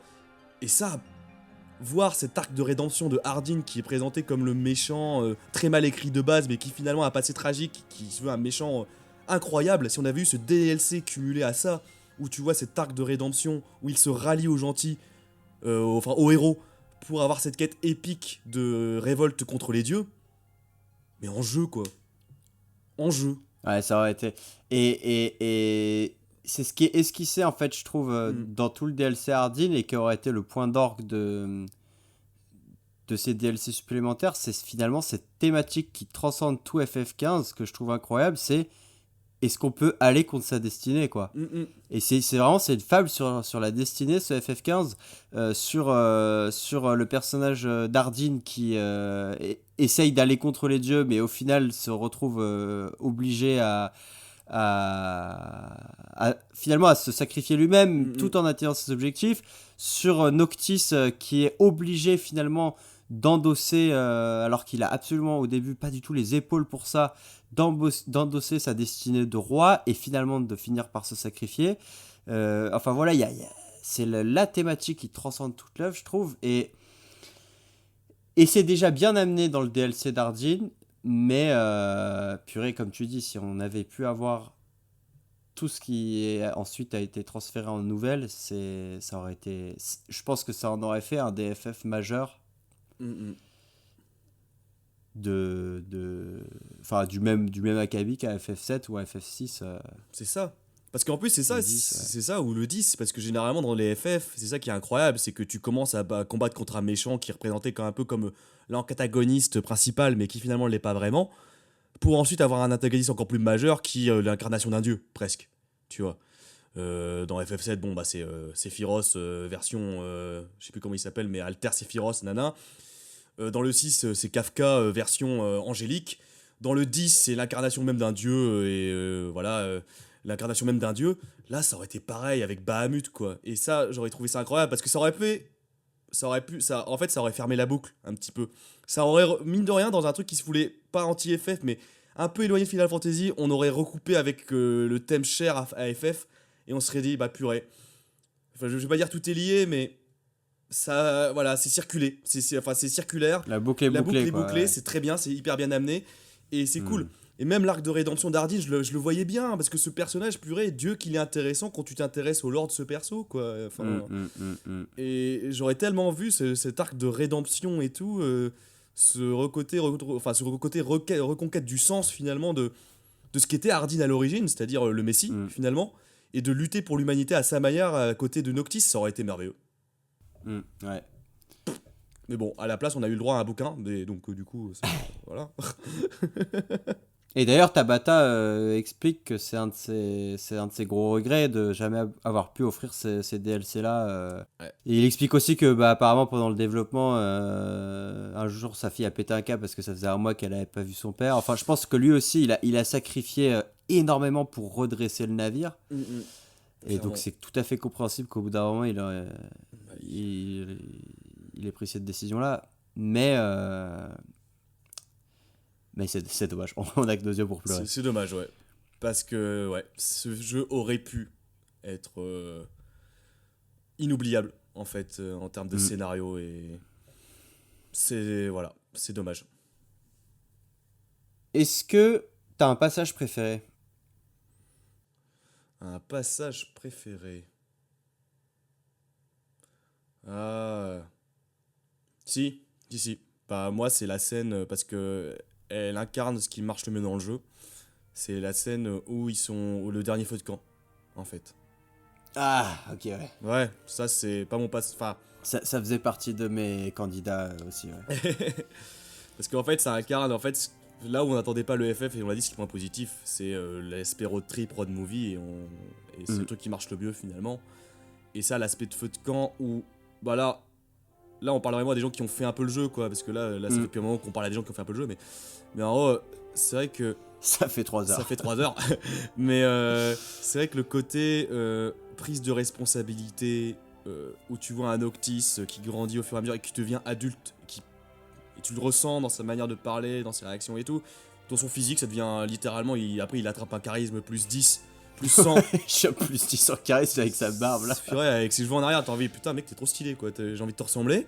Enfin voilà, et tu vois cette scène de feu de camp où tu sens la nostalgie, tu sens ce souvenir du road trip qui est passé et qui. Tu ne pourras pas revenir en arrière parce que Ouais. les personnages sont face à leur destin, et en particulier Noctis, qui sait lui-même qu'il va crever aussi en allant vers le roi sa destinée. T'as. Ils savent tous, Ils savent tous. sans le dire. Et d'ailleurs, Mm. le feu de camp, il a appelé dernier camp. Ouais, dernier camp. Ouais. Dernier camp, tu vois. Et tu vois ça. Et en plus, ouais. Et puis aussi, c'est dans ce dernier moment de camp que Noctis craque en fait. Et qu'il y a un moment, il fond en larmes et il dit mais j'ai peur de pas y arriver, tu vois. Et où c'est. Et où c'est là que c'est beau parce que ses potes qui sont là, qui sont censés le protéger physiquement depuis le début, jouent pleinement leur rôle aussi de soutien moral en lui disant écoute, on est là avec toi, on va aller jusqu'au bout. Cette scène, elle capture énormément de choses, elle est deep et elle est magnifique. Elle est magnifique, ouais. Elle est magnifique. Je comprends tout à fait, ouais. Et pour moi, elle incarne qu'est-ce que fait de mieux ce FF15 en fait aussi. Donc voilà, c'est ça ma scène préférée. Et toi, mon Jules? Et bah écoute mec, moi ma scène préférée c'est la... Autant je déteste l'idée qu'on ait pas pu explorer le continent de l'Empire. Autant, je me répète par rapport à l'épisode précédent, j'adore quand il y a des trains dans les jeux vidéo. Et j'adore, mine de rien quand même, le passage en train. C'est juste dommage qu'on puisse jamais sortir vraiment. Et ma scène préférée, bah, c'est la gare de Cartanica, qui est la toute première, tout premier arrêt. Parce que en fait, on sort. Vraiment, c'est le moment où le récit prend une tournure complètement différente, où on passe du road trip entre potes super lumineux au récit sombre qui nous amène vers la tragédie. Parce que, en fait, dans les événements qu'ont vécu les personnages précédemment, donc le combat contre Léviathan et l'attaque d'Alticia, eh bien, il y a un des personnages qui se blesse grièvement, en fait, et qui devient sévèrement handicapé. Et en fait, tu arrives dans cette gare de Cartanica, c'est le coucher de soleil, et qu'il y a une tension, en fait, entre les personnages. Et c'est pour ça que j'adore ce jeu, parce que je trouve qu'il capture tout ça. Et tu sens tout l'épuisement des personnages et toute la tension qu'il y a entre eux. Gladiolus est super vénère contre Noctis. Noctis, à la fois, il se morfond, à la fois, il est encore dans sa posture d'adolescent un peu stupide. Et l'endroit lui-même donne une impression de bout du monde. T'as un paysage à tes pieds qui porte super loin jusqu'à la mer. Et la musique, elle est un peu, elle dégage une impression de solitude, de pesanteur. Et je trouve aussi, donc t'as un donjon à faire dans ce passage-là, et donc c'est Innis qui est, voilà, on spoil encore un peu, Innis qui est blessé parce qu'en gros il a perdu l'usage de ses yeux. Et le fait qu'il soit handicapé et que tu aies le choix aussi soit de le laisser, soit de l'emmener avec toi dans le donjon, mais si tu l'emmènes, du coup t'es obligé de l'attendre parce que il marche avec une canne, il peut rien voir, et puis dès que tu t'éloignes trop loin, t'as Gladiolus qui t'engueule. Et je trouve ça génial en fait. Ouais. Je trouve ça génial parce qu'on te fait vivre à travers le gameplay les tensions qui traversent les personnages. Si tu campes en plus dans ce passage-là, t'as tout le monde qui fait la gueule. Et comme Ignis peut plus cuisiner, justement, tout le monde bouffe une vieille boîte de conserve dégueulasse, tu vois. Et vraiment, enfin putain, tu fais. Oh, là, tu fais, oh, putain, La vache, la douche froide. Ah ouais, la douche froide de ouf, quoi. Et ouais, donc pour moi, pour ce passage-là, pour tout ce qu'il transmet en termes de changement d'aventure, et avec le dernier camp, ouais, je pense que c'est mes 2 passages préférés du jeu, ouais. Bah c'est ça en fait, et les 2 séquences en fait, assez différents mais quand même rejoignent un truc qui marche bien, c'est que, enfin ce qui marche mieux dans CFF, c'est l'aspect camaraderie, et en fait que ça nous impacte, Ouais. en fait. Ouais. Et c'est ça qui est incroyable quand même dans le jeu, c'est que, c'est même pas quand même, c'est ça qui est incroyable dans le jeu, c'est qu'il réussit à nous faire attacher à ce groupe de petits personnages, et que t'es investi émotionnellement, en fait. Mine de rien. Enfin voilà, malgré les défauts du jeu, t'es quand même pris dedans, quoi, dans ce petit groupe. Donc c'est ça qui est intéressant avec ces 2 séquences, je suis d'accord, et ça cristallise tout ce qui va bien. Ouais. Bon, mon gars, comme on parle de Final Fantasy, je te propose, parce que là, ça fait un bon bout de temps qu'on parle, quel est ton final à vie, si tu devais résumer en quelques mots ce que représente pour toi FF15, au passage à qui tu le recommanderais aussi, mais voilà, si on prend en compte tout ce qu'on a dit jusque-là, qu'est-ce que tu as à nous dire sur FF15, mec, en quelques mots? Bah, j'ai souvent dit tout au long de l'épisode, mais pour moi FF15 c'est celui qui aurait pu être. Après je pense qu'il a à prendre pour ce qu'il est, en fait aussi. Et comme j'ai dit, là où on l'attendait pas au tournant, c'est là où il a le plus surpris, c'est-à-dire l'aspect road movie, l'aspect phénomène entre potes, l'envie de voyage, etc. C'est fait partie des rares jeux, notamment avec d'autres que j'ai en tête en open world, mais qui me donnent envie de partir en vacances, en fait. Et pour ça, je pense qu'on doit y jouer, en fait. Je dis pas que c'est, et on l'a démontré tout au long de notre émission, c'est loin d'être le meilleur Final Fantasy, c'est loin d'être un très bon jeu vidéo. Par contre, pour moi, il a une place quand même spéciale dans mon cœur. C'est que, bah, en fait, quand, genre, je le répète au tout début de ce que j'ai dit dans l'émission, c'est que, bah, quand je pars en voyage avec des amis, que ce soit pour une rando et tout, je pense une part dans ma tête à FF15. Donc, mine de rien, il m'a marqué. Voilà. Écoute, c'est et ouais, quelque part ça dit quelque chose quand même. Si ces personnages ils t'accompagnent dans des moments comme ça de ta vie réelle, c'est que bah, quelque part il y a eu un petit investissement. Il y a eu un ouais. Émotionnel. Et à qui tu le recommanderais alors ? Est-ce que tu le recommanderais aux fans et aux nouveaux venus ? Aux fans de FF, ouais, non, en vrai, je sais pas, parce que non, après, je le recommanderais à qui ? Oui, bon, maintenant, vu l'état où il est sorti, tu vois, genre avec la version Windows, avec tous les DLC et tout le truc transmédia aux alentours, je veux dire, je le recommanderais effectivement à ceux qui veulent une expérience, peut-être une première expérience RPG qui les déboussole pas trop, quoi, non plus. Enfin, en particulier JRPG qui les déboussole pas trop. Parce que c'est vrai que, pour le coup, adapté aux nouveaux venus, oui, parce que ce jeu se veut tellement globalisant dans son gameplay, à tel point qu'il est très mal fait, ça on l'a dit, que bon, il déboussolera pas beaucoup de joueurs. En fait, donc c'est vrai que c'est pourquoi pas pour un premier JRPG, ça peut être une approche. Peut-être même pour un premier FF, ça peut être une très bonne, une première approche aussi. Peut-être, ça c'est vrai. Après, pour vraiment les fans inconditionnels de FF, je suis un peu moins convaincu pour ça. Je suis un petit peu moins convaincu parce que le scénario malheureusement pâtit de trop d'écueils qu'on a déjà cités. Du coup, oui, pour peut-être ceux qui recherchent cette expérience, comme je l'ai dit, un peu road movie, ça, 100%. Ceux qui veulent découvrir Final Fantasy par une porte appréhensible, parce que je vais pas vous demander de commencer Final Fantasy par FF7 maintenant. Alors FF7 Remake, je dis pas, mais FF7 l'original, ce serait quand même demander un peu beaucoup. Parce que le jeu a bien vieilli quand même. Mais ça peut être une petite porte d'entrée dans les Final Fantasy et dans ce qui est proposé en tant qu'FF actuellement, même s'il sera amené à changer avec FF16. Parce que là, la tournure va prendre la tournure va être totalement différente, je le sens. Voilà. Et toi, mon Jules? Même question, Écoute, phrase finale sur FF. Point final sur FF15, ta conclusion et à qui tu point réponds. final sur FF15. Dans les grandes lignes, voilà, c'est un scénario et un lore ultra ambitieux, mais trop mal exposé, en partie à cause du cross-média, mais pas que. Voilà, il y a tous les problèmes inhérents au scénario du jeu qu'on a déjà pointé.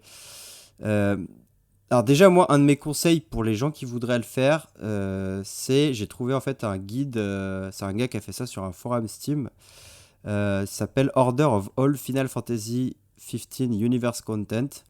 Et en fait, c'est un gars qui met de manière numérotée l'ordre le plus pertinent pour découvrir tout le contenu de Final Fantasy en prenant en compte le film, les crossovers, etc.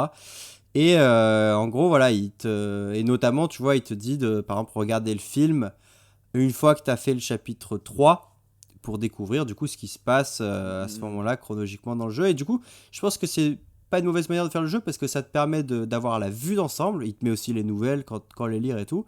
Et surtout, ça te permet de pas faire le jeu d'une traite et de pas être paumé en fait dans le. Et je pense qu'en fait, quand tu approches la chose comme ça, même le cross-média devient vraiment intéressant parce que ça veut dire que tu vas te plonger dans une œuvre pendant 1 mois ou 2 mois, tu vas être full FF15 et tu vas vraiment vivre l'aventure au quotidien en fait. Et moi je trouve que pris comme ça, le côté cross-content, il peut être vachement intéressant, tu vois. Parce que ça te permet d'aller beaucoup plus loin que juste un jeu vidéo et parce que voilà, l'histoire, on l'a dit, est vraiment intéressante.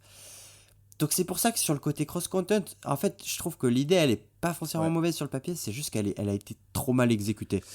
C'est ça. Et tu vois, c'est dingue que ce soit un type sur un forum qui soit obligé de faire ce genre de liste. Ça aurait dû être un prérequis, en fait, soit qu'on sache dans quel ordre faire les choses, soit que ce soit mieux avancé. Enfin, je sais pas, tu vois. Mais... En fait, c'est ça le problème, c'est que là, tu abordes le sujet du cross-content qu'on a dit qu'on réservait maintenant. Enfin, c'est parfait vu que tu l'abordes. C'est que je suis d'accord. Et en fait, le cross-content est une très bonne idée si les trucs se complètent. Là, en l'occurrence, t'as l'impression que c'est plus du découpage et que ça a été réparti un peu au pif, on va dire. Ouais. Et ça, le problème, c'est que c'est lié totalement à ce qu'on disait à la production, en fait. C'est que la ville d'Insomnia, tu la vois dans les trailers, les combats dans Insomnia. Tu la vois dans les trailers, les vieux trailers, hein, je parle sur PS3, etc. Sauf que ça, tu le vois dans le film. Donc, plein d'idées, en fait, qui avaient été sans doute proposées de base, en fait, et qui ont été gardées. Tu sens que dans les enfin, pas dans les DLC, pardon, mais dans le côté cross-content, ils l'ont gardé, ils se sont dit, ok, on va les redispatch, parce que, en fait, notre histoire, elle peut pas, on est obligé de garder, enfin, on est obligé. On a produit des éléments, là, depuis des années, depuis 10 ans de développement, du coup, on les a gardés, et du coup, on les redispatche dans d'autres médias. Sauf que, sauf que ça se voit que ça marche moyen, parce que, effectivement, comme tu l'as dit, ça oblige aux consommateurs à faire des efforts de... Et effectivement, ça peut être intéressant si tu as toutes les pistes et les clés en main. Sauf que si tu les as pas, t'es en mode... t'es perdu, quoi. T'es perdu. Et surtout si, comme 90 des gens, voilà, tu achètes un jeu et tu t'attends à avoir une histoire complète... là... C'est fini. C'est foutu, c'est foutu. Parce que c'est ça, parce que en fait, ça qui est dommage, c'est que je pense que là, je vois la promotion du jeu avec les trailers, comme tu le dis, qui font partie du cross-content, la relation Noctis-Régis, le roi, dans le cross-content dans le film et tout, enfin, le roi Régis, j'adore ce personnage, tu vois. Je le trouve hyper classe, d'ailleurs. Sauf que si tu as joué qu'au jeu, c'est compliqué. Enfin, je suis d'accord. Puis la relation. Et alors, c'est d'ailleurs ça qui est dingue. Hein. C'est que vraiment, en fait, quand tu regardes la liste du type, il y a une trentaine d'items dedans parce qu'il a inclus. Il y a apparemment, je crois, un jeu mobile qui est sorti pendant la période de promotion du jeu. Comme je l'ai dit, il y a tous les trailers, en fait, donnent des éléments de scénario du jeu. Donc, c'est important de regarder les trailers même pour comprendre le scénario. Et même ça, d'ailleurs, en fait, je trouve ça ultra intéressant. C'est-à-dire que bon, les trailers, ils ont le défaut de montrer des choses que tu feras jamais dans le jeu, mais par contre, ils ont l'intérêt que ils apportent, en fait, c'est des pierres de scénario du jeu. Tu vois, par exemple, il y a un trailer qui est incroyable où tu vois Noctis qui passe à travers plusieurs décors, etc., et qui essaie de rejoindre Luna. Et en fait, c'est le rêve qui fait la veille du départ. Oui. Et donc, voilà, tous les trailers, je parlais du trailer avec le père qui tient le fils dans ses bras. Les démos aussi, tu as 2 ou 3 démos qui sont sorties et qui s'inscrivent chronologiquement dans l'histoire de FF. Et donc, en fait, voilà, et donc le mec, il met les liens à chaque fois des vidéos YouTube, parce que forcément, les démos, tu peux plus y jouer, etc. Mais donc, t'as des gens qui ont tout mis sur YouTube. Mais tu vois, c'est à la fois, c'est à la fois intelligent, mais à la fois complètement mal pensé. Ouais. Et donc, voilà, je t'encourage, même toi aussi, et tous ceux qui le font, à regarder la liste de ce gars et à le faire dans l'ordre que lui préconise, parce que c'est très pertinent. Et je pense qu'effectivement, si les gens le font dans ce truc-là, dans cette volonté d'ordre et explorer à fond le cross-content, je pense qu'ils ont une expérience, en tout cas, qui vaut le coup.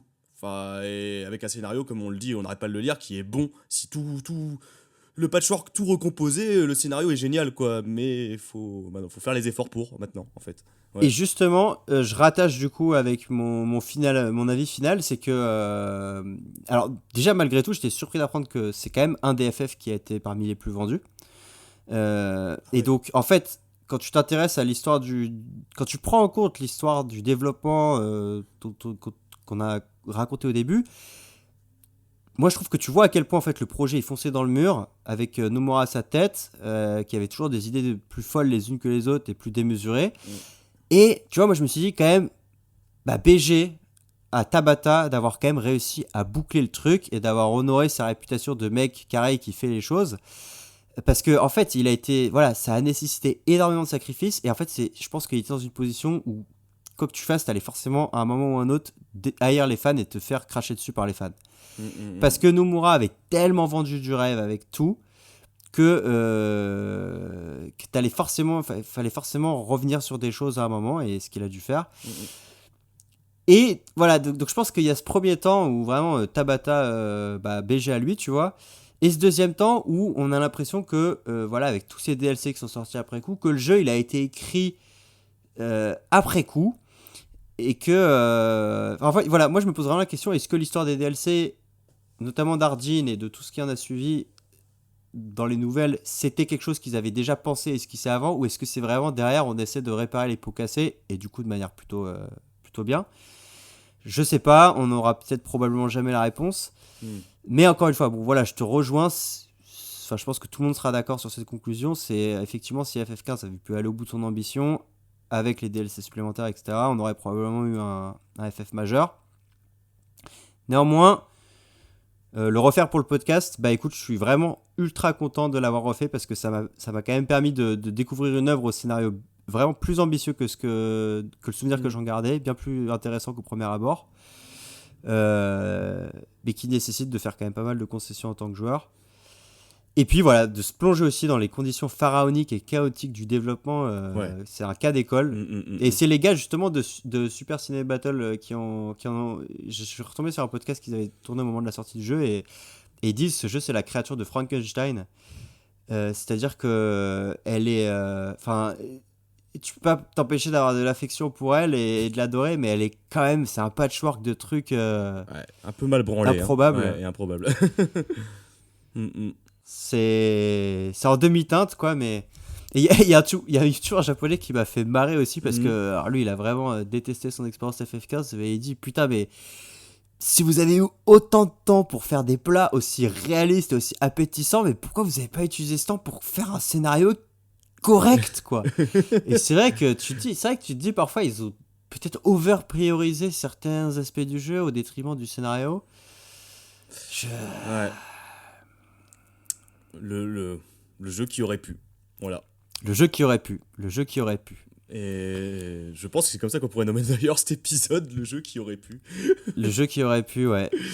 Et alors, pour finir, peut-être sur une petite note d'ouverture, on parlait de lui au tout début, Yoshi-P, donc, qui est le mec qui a redressé FF14 et qui est aujourd'hui le producteur de FF16. il a, dans une interview, en fait, il a expliqué pourquoi est-ce que donc, FF16 va être une expérience pas en open world, plutôt en grande zone ouverte.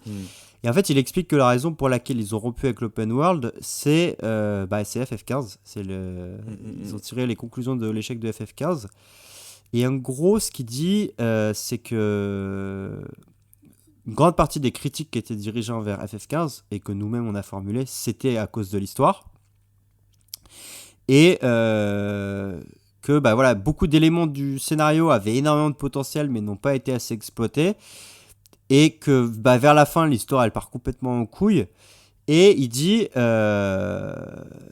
qu'une manière de résoudre ça, c'était de dire, il y a cette histoire-là qui pourrait être super intéressante, qu'on va raconter dans un DLC, mais au final, le DLC, il sort jamais, et donc ça peut pas être raconté. Et donc, il dit, voilà, on a vraiment pris conscience de tous ces problèmes avec la manière de raconter le récit. Et c'est pour ça qu'on voulait se recentrer sur le récit, et donc que ça passe par le fait de ne pas s'éparpiller sur un monde ouvert. Et il dit, par exemple, si vous créez un monde ouvert avec les 23 arrondissements de Tokyo, t'es obligé de faire en sorte que ton histoire, elle se passe dans les 23 arrondissements de Tokyo, et elle peut pas se passer en dehors de ça. C'est-à-dire que tu peux après créer d'autres endroits hors de ces 23 arrondissements de Tokyo, mais ça va nécessiter à l'échelle du développement beaucoup de ressources. Et plus tu crées ce genre de truc, plus tu as de chances que cette aire de jeu géante que tu crées, elle va devenir vide, elle va s'éparpiller. Et c'est ce que les joueurs détestent le plus. C'est un open world énorme, mais dans lequel il n'y a rien. Et je trouve qu'il a parfaitement capturé les deux problèmes essentiels de FF15. Et donc, quelque part, on peut avoir une bonne note d'espoir et partir sur une note positive en se disant que potentiellement FF16 échappera aux écueils de FF15. Et d'après les premières previews et tout qui tombent, ça a quand même l'air d'être un morceau très très solide ce FF16. Honnêtement, c'est pour ça que au vu des trailers, de quelques phases de gameplay, personnellement il me hype assez bien ce jeu. Et puis c'est ça en fait la promesse que je trouve qui est intéressante avec Yoshi-P, c'est que comme tu l'as dit, en fait pour moi il en revient un peu à l'essentiel aussi, tu vois, genre en fait c'est ça qui est intéressant avec ce producteur, c'est qu'il y a ce côté où il est posé et en même temps il remet en cause souvent qu'est-ce qu'un FF et tout. J'avais lu justement quelque part que dès la première réunion où justement il y avait eu la décision de prendre la création d'un FF16 ou d'un autre épisode FF, il avait même posé la question un peu une remise en cause, tu vois, genre il avait dit est-ce que ça vaut encore le coup de numéroter les épisodes FF. C'est quand même assez con comme question, c'est con comme question dit comme ça, mais en fait ça a toute son importance, parce que dans une entreprise, et tu connais mieux que moi, les entreprises japonaises qui ont du mal quand même à parfois remettre en question leur culture, etc., leur manière de faire et tout, Yoshi-P, il y a quand même cette faculté-là de voir faire bouger les choses, sans être comme on dit, un Nomura avec des idées créatives farfelues. Non, lui, il veut remettre en question la manière de produire des jeux, et la manière de les faire. C'est pour ça que c'est ça qui est hyper intéressant avec FF16, dans la manière dont il a été fait, donc on verra les effets et les fruits bientôt, mais déjà, il a été dans une volonté de pas trop communiquer, genre les trailers, il les sortait au compte-gouttes. Très peu de trailers, etc. Et avec pas cet engouement et tout de on va vous annoncer un truc 6 ans à l'avance avec plein de promesses et tout. Non, lui c'était en mode un petit truc qui vous montre quelques petites choses et avec une promesse. Et lui en fait ce qu'il dit c'est ça, c'est que on se concentre sur l'essentiel, ce qui était l'édition qui a été prise. C'est pour ça d'où le choix en fait moyenâgeux médiéval qui est pas si anodin en fait aussi, pour dire vous inquiétez pas chers fans de FF de la première heure. On revient à l'essence même de ce qui est... Exactement, avec une histoire avec des cristaux, etc. Enfin là, on voit bien les cristaux, les invocations, on les a, enfin bref, avec tout ce qui a fait vraiment le cœur du FF, tout en proposant un truc, ce qui s'apparente avec des zones ouvertes, mais un peu une sorte de Disneyland en mode, ou avec une histoire hyper intense, où tu explores un peu la zone ouverte, mais où tu as des événements qui te tiennent toujours en haleine. En fait, finalement, ce que... parce qu'en fait, c'est ça un FF. Un FF, dans les jeux d'origine, dans mes souvenirs, ça n'a jamais été dans l'open world, ça a toujours été très linéaire. D'où la remarque, les critiques sur FF13 que je comprends un peu moyen, tu vois. Parce que FF13, on a critiqué ses linéarités. Je suis désolé, un FF, souvent, dans la manière dont progresse l'histoire, est linéaire, en fait, à l'origine. Du coup, les critiques de FF13, on en revient dans un autre épisode, parce que sinon on aurait 3000 ans, mais je trouve qu'elle a été un peu bâchée, j'ai pas trop compris pourquoi non plus, Ouais. sur certains points. Bref, en tout cas, FF16 pour moi revient à l'essentiel, tout en renouvelant une sauce, c'est-à-dire dans le gameplay qui se veut hyper action, nanana, hyper nerveux, et en revenant au cœur de ce que, enfin j'espère, ce qui va être, c'est-à-dire l'histoire, parce que c'est ce qu'on attend en fait. Voilà, moi on demande pas grand-chose, purée, l'histoire a de la belle musique et, et voilà, et des belles scènes. Et voilà, hâte de voir quand même ce que ça va donner. Ouais, totalement, hâte. Mm. Et un petit peu pour terminer l'épisode, je voulais te poser, j'avais 2 questions pour ouvrir un petit peu le débat. Alors, la première, c'est parce qu'on a beaucoup parlé des jeux open world qui étaient faits à l'époque de la préparation de FF16 et qui ont sûrement influencé son développement. Moi, j'ai entendu un critique de jeux vidéo dire que FF15, c'était un Witcher 3 japonais raté. J'ai pas joué à Witcher 3, mais toi qui l'as fait, est-ce que tu valides cette critique ou pas ? Pour moi, ouais, enfin, parce que Witcher 3 est pris en comparaison comme l'un des meilleurs, voire le meilleur open world qui est sorti depuis ces dernières années. La réponse pour moi est oui, totalement. Parce que Witcher 3 a la faculté d'avoir des quêtes secondaires et une histoire qui se vaut et qui est bien rythmée. C'est un open world qui sert son propos, Witcher 3. Les quêtes secondaires sont toutes scénarisées, même les quêtes les plus insignifiantes qu'elles soient, elles sont bien faites. Witcher 3 pour moi incarne ce qu'est un bon open world. Alors à la question, le journaliste a dit FF15 est un Witcher 3 japonais raté. Pour moi, FF15 est un open world raté, tout simplement, en fait. Ouais, tout simplement. Tout simplement. Ok. Le comparer à Witcher 3, oui, mais c'est en fait on compare un open world qui est à 100% une réussite à un open world qui est, j'allais dire en termes d'open world, est dégueulasse quoi, en termes de gameplay, en termes de quête et tout. Du coup, tout simplement, hein, FF15 est un open world raté. Et il vaut pas un Ubisoft. C'est un Ubisoft qui est critiqué. Qui est déjà le et- fond de cuve. Voilà. Alors après, Ubisoft, ils ont toujours eu la faculté de créer des belles maps riches, vivantes, tu vois. Oui. Mais maintenant, quand on parle d'Ubisoftage, on parle souvent de monde ouvert vide. FF15 est en dessous d'un Ubisoft en termes d'open world. Du coup, le comparer à ce qu'il fait de mieux, bon bah oui, c'est voilà, totalement. Et alors, deuxième question, parce qu'en fait, Mm. moi j'ai été vachement surpris quand je me suis remis dans l'aventure FF15, je suis retourné sur YouTube, regardé un peu les trailers qui se faisaient à l'époque et tout.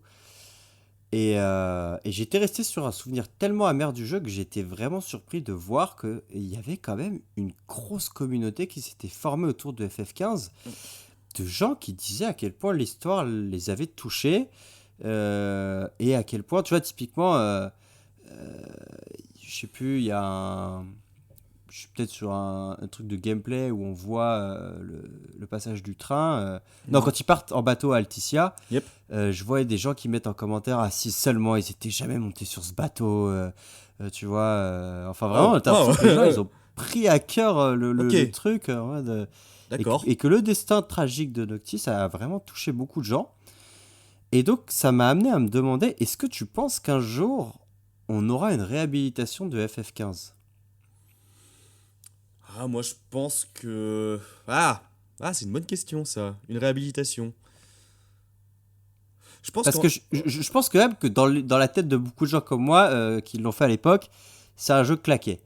Et peu de gens vont faire la démarche du coup, parce que c'est quand même un jeu long, de se replonger. Bon là je le fais pour le podcast, etc. Mais je pense que si tu joues juste pour jouer, moi je l'aurais jamais fait personnellement. Hein, et je serais resté sur mon impression d'un jeu bof. Bah, moi je pense que réhabiliter, ça, c'est dur en fait. Pour moi c'est dur. C'est dur à réhabiliter ce genre de jeu parce que il cristallise tellement de déceptions en fait que pour moi le mal est fait en fait de quelque part. Après qu'il ait eu ses derniers faits d'armes et on l'a déjà dit, nanana, l'histoire est cool finalement, nanana, oui, moi le premier, je défends, et c'est pour ça que c'est comme ça que je te l'ai vendu pour le refaire, je défends l'histoire de FF15 en disant que elle est magnifique cette histoire au final, elle est très bien écrite. Enfin, elle est très bien écrite, on s'est compris quoi. Mais non, c'est pas. Enfin, pour moi, sur le long terme, et même globalement dans ce qu'a pu faire FF, avant, c'est pas. Enfin, pour moi, il peut être difficilement réhabilitable. Je dirais même qu'à un certain sens, FF13, qui a été lourdement critiqué aussi, est un meilleur FF et un meilleur jeu vidéo que FF15, en fait. FF13, pour moi, mérite sa réhabilitation. Et même FF13-2 et FF Lightning Returns, que j'ai fait, la saga FF13 mérite une réhabilitation. Parce que Lightning Returns, on va pas en parler là, mais c'est un jeu qui voilà, dans son propos déjà il est magnifique et aussi son gameplay sert le truc, enfin bref, j'en parlerai pas plus. Mais FF13 pour moi mérite une réhabilitation parce que je trouve qu'il a été très mal jugé à l'époque, etc. et à tort parfois. FF15, je suis désolé, même quand on y rejoue maintenant, à part de dire que l'histoire, effectivement, si tu prends la totalité, le côté cross-content et tout, oui, mais le jeu en lui-même, waouh, ah non. Pour moi, un support aussi qui est le jeu vidéo, il se vaut quand... Enfin, si tu me dis que pour jouer au jeu vidéo et pour l'apprécier, tu dois avoir lu telle nouvelle nanana, pour moi, c'est raté, désolé, mais c'est fini, c'est finito, tu vois. Si tu me dis pour voir un film, tu me dis tu dois avoir lu les 3 bouquins, les 4 BD, etc., je dis bah non, bah dans ce cas-là, le film, il est mauvais. Enfin, il est pas ouf. J'ai la même remarque pour FF15. Le jeu est à faire, je dis pas qu'il est nul à chier, je dis juste que pour moi il peut être difficilement réhabilité en tant que jeu. Parce on parle quand même d'un jeu, un truc où t'es censé être actif, t'es gamer quoi. Genre, est-ce que j'ai passé une si bonne expérience que ça et tout en jouant à FF15 globalement? Oui. Est-ce que en tant que gamer c'est le FF qui m'a le plus marqué et un jeu vidéo qui m'a le plus marqué? Clairement pas. Réhabilitation difficile. D'accord, ok. Mm. Mais après, en tant que réhabilitation, enfin, je parle pas forcément de dire que c'est le jeu qui t'a le plus marqué, tu vois, Mhm.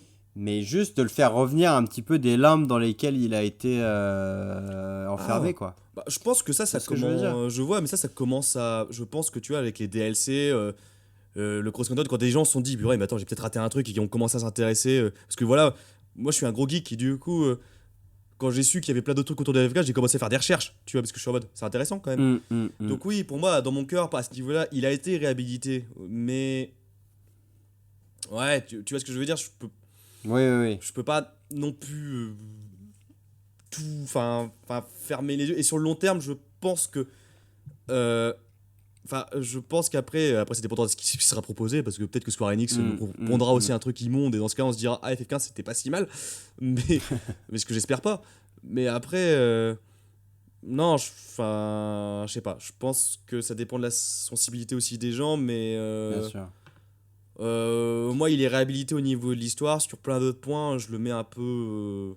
Voilà. Mm. Après, il n'empêche que, comme j'ai dit, je le conseille quand même. Parce que pour pour que je pense à ce jeu quand je vais en vacances irréelles, voilà, même après tout ce que j'ai Ouais. dit, c'est qu'il m'a fait quand même quelque chose ce jeu. Donc, voilà. Ouais, c'est ça. Moi, je pense que c'est un jeu qui a un intérêt, quand même, malgré tout, maintenu et existant. Et que si vous voulez soit vivre une expérience de road trip virtuelle entre potes, soit vraiment vous plonger dans le détail de cette histoire qui est quand même vraiment fouillée et vraiment intéressante, mais au prix du coup de pas simplement jouer au jeu et de faire tout ce qu'on a dit précédemment, vous passerez quand même un beau moment dans FF15. Mais voilà, il faut aussi se mettre, c'est aussi dans une optique qui est un peu à l'inverse de l'époque, tu vois, qui est à l'inverse de TikTok, c'est-à-dire qu'il faut se mettre dans une optique que potentiellement pendant une longue période de plusieurs semaines ou plusieurs mois, tu vas bouffer du FF15 régulièrement et tu vas t'imprégner de cet univers. Mais aussi, je trouve que c'est une manière intéressante de concevoir, Mm. de s'immerger comme ça complètement dans une œuvre. Je trouve Ouais. que c'est... Mm. Et puis, ouais, voilà. Mais après, sur la question de la réhabilitation, écoute, enfin voilà, moi, encore une fois, j'ai été vraiment surpris de voir le nombre de gens qui étaient prêts à défendre le scénario du jeu, en fait. Et finalement, je pense que, ouais, il y a quand même pas mal de. Il y a des chances que le jeu, comment dire, redore son image au fil des années, tu vois, et au fur et à mesure des redécouvertes Oh, oui. que les joueurs en feront. Voilà, ça restera quand même une occasion manquée de rentrer comme un FF majeur à cause de tous les défauts qu'on a. Mais tu vois, enfin. Et quelque part, il a un peu une place spéciale finalement dans la chronologie FF. Mm. Puis voilà, parce qu'avec toute l'origine story du jeu, enfin ce projet maudit, C'est sûr. Bah, ça en fait un objet culturel incroyable en fait quand tu y penses. hyper intéressant à analyser et Ouais, pas forcément à critiquer d'ailleurs, hein, juste à comprendre en fait. ouais. Et non, dans tous les cas, il a marqué à sa façon et ça, comme tous les FF numérotés au final, il a marqué. Mm. Après, pour Ouais, moi, plus que d'autres quand même, parce que je sais pas, FF12, je vois pas trop quelle trace il a pu laisser. moi j'avoue que je l'ai pas fait. Du coup, Après, ça se trouve, on est complètement ignorants et il y a des gros fans de FF12 qui vont nous tomber dessus. ça mais- se trouve, hein, mais j'avoue que ça fait partie des FF que j'ai pas fait. Ouais, mais bon, en tout cas, il a voilà. En fait, non, mais je peux comprendre les fans qui défendent le scénario parce que moi, tu me parles du scénario de FF, bien sûr, enfin de FF15, bien sûr, je serais le premier aussi à le défendre maintenant, tu vois. Mais ouais, bon, on verra. L'avenir nous le dira aussi. Peut-être que dans 10 ans, on verra des rétro gamers dire FF15 c'est le meilleur FF tout confondu. Bon, ça, je suis pas prêt encore de le voir, mais bon, sait-on jamais. En attendant, Mais quoi, on peut pas lutter contre le destin de toute façon. de toute façon, ouais, on peut pas lutter contre. Ouais, à part si elle Ce sort. sont les dieux qui décideront si FF15 doit être au Panthéon ou pas. Exactement, sauf si vous achetez la nouvelle ou si vous retrouvez les DLC perdus, quoi. Non, par contre, c'est vrai que ce serait dingue que dans 10 ans, Square nous sorte une final edition de FF15 où là, on a vraiment tout. Je pense que c'est proche du néant, les Ouais. chances que ça arrive, mais Mhm. qu'est-ce que ce serait dingue. Hein. Ouais, ou dans 20 ans, un remake de FF15. Ouais, c'est ça, en mode Ouais, un remake, un tu remake, vois, ouais, complete ouais. edition. C'est ça, ouais. Ah, ce serait pas mal, hein, quand même. Hein. Ouais. Ouais. On a le droit de rêver. On a le droit de rêver, ouais. Ou bien dans 20 ans, hein, qui sait, ça va arriver vite. Hein. Ouais. Un petit remake de FF15, là. Pouf. En attendant, eh bien, on a hâte de voir ce que va donner FF16 qui sortira du coup normalement le lendemain de la diffusion du premier épisode. Mhm. Et puis, bah mec, on sait pas trop de quoi on va parler la prochaine fois. Par contre, on sait que ce sera dans un cadre un peu spécial, puisqu'on va jouer nous aussi les petits baroudeurs à la Prompto, Noctis, Ignis et Gladio. Totalement. En plus, on sera 4, donc ça tombe bien. Donc, il y aura... putain, mais c'est vrai, ouais. On est vraiment la team parfaite. Ça fait une bonne transition pour le coup. Bah ouais, on peut dire qu'on revient un peu aux origines. C'est ça aussi. Aux origines du podcast, ouais. Aux origines du podcast, ouais. Parce qu'effectivement, le premier épisode qu'on a enregistré, c'était en plein cœur de la nature. Et on peut le dire. On peut le dire. De toute façon, les gens s'en rendront compte assez rapidement. Allez, on le dit. Voilà. Notre enregistrement sera dans une soirée, on l'espère, après une marche longue et ensoleillée, dans le cadre d'une belle randonnée sur le chemin de Saint-Jacques-de-Compostelle. Voilà. Hein. Exactement. Voilà. On l'espère sous une belle voûte étoilée avec le crépitement du feu pour accompagner Ça. nos discussions endiablées. Et avec à nos côtés, on l'espère, s'ils acceptent notre proposition, 2 autres nobles compagnons de voyage. De comparse, Voilà. exactement. Voilà. Et ben, c'est lâché, c'est dit. C'est L'info est révélée. Donc, chers amis, écoutez, j'espère que, en tout cas, ces 4 heures, près de 4 heures, je crois, passées en notre compagnie à parler de FF15 ne vous auront pas trop assommé. Et surtout, en tout cas, on a essayé de faire un tour assez. Moi, voilà, je tenais vraiment à traiter point par point toutes les thématiques que j'avais relevées en refaisant le jeu. Et j'ai le sentiment qu'on a été relativement exhaustif quand même, en essayant de ne pas être trop barbant. En tout cas, c'était un plaisir, mec, de refaire ce jeu et puis d'en discuter avec toi, là, de dépenser toute notre salive sur ce FF15. Encore une fois, je trouve que c'est un objet culturel fascinant. En plus, c'est vrai que c'est intéressant parce qu'on en avait pas reparlé. Bon, enfin, ça revenait dans des discussions vite fait où je disais, ouais, faut que tu le refasses, mec, en jouant l'ensemble des trucs et tout. Mais on n'avait pas reparlé, tu vois, genre sur l'histoire, sur la globalité.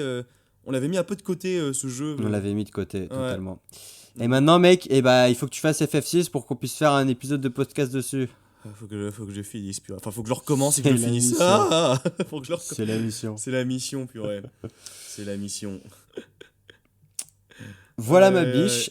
Et ben écoute, je te propose qu'on donne rendez-vous la prochaine fois à nos auditeurs au coin du feu, à l'ancienne, sous la belle voûte étoilée Totalement. du chemin de Saint-Jacques-de-Compostelle pour un nouvel épisode du Comptoir des Recos.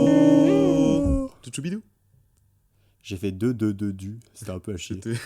C'était un remix, pardon.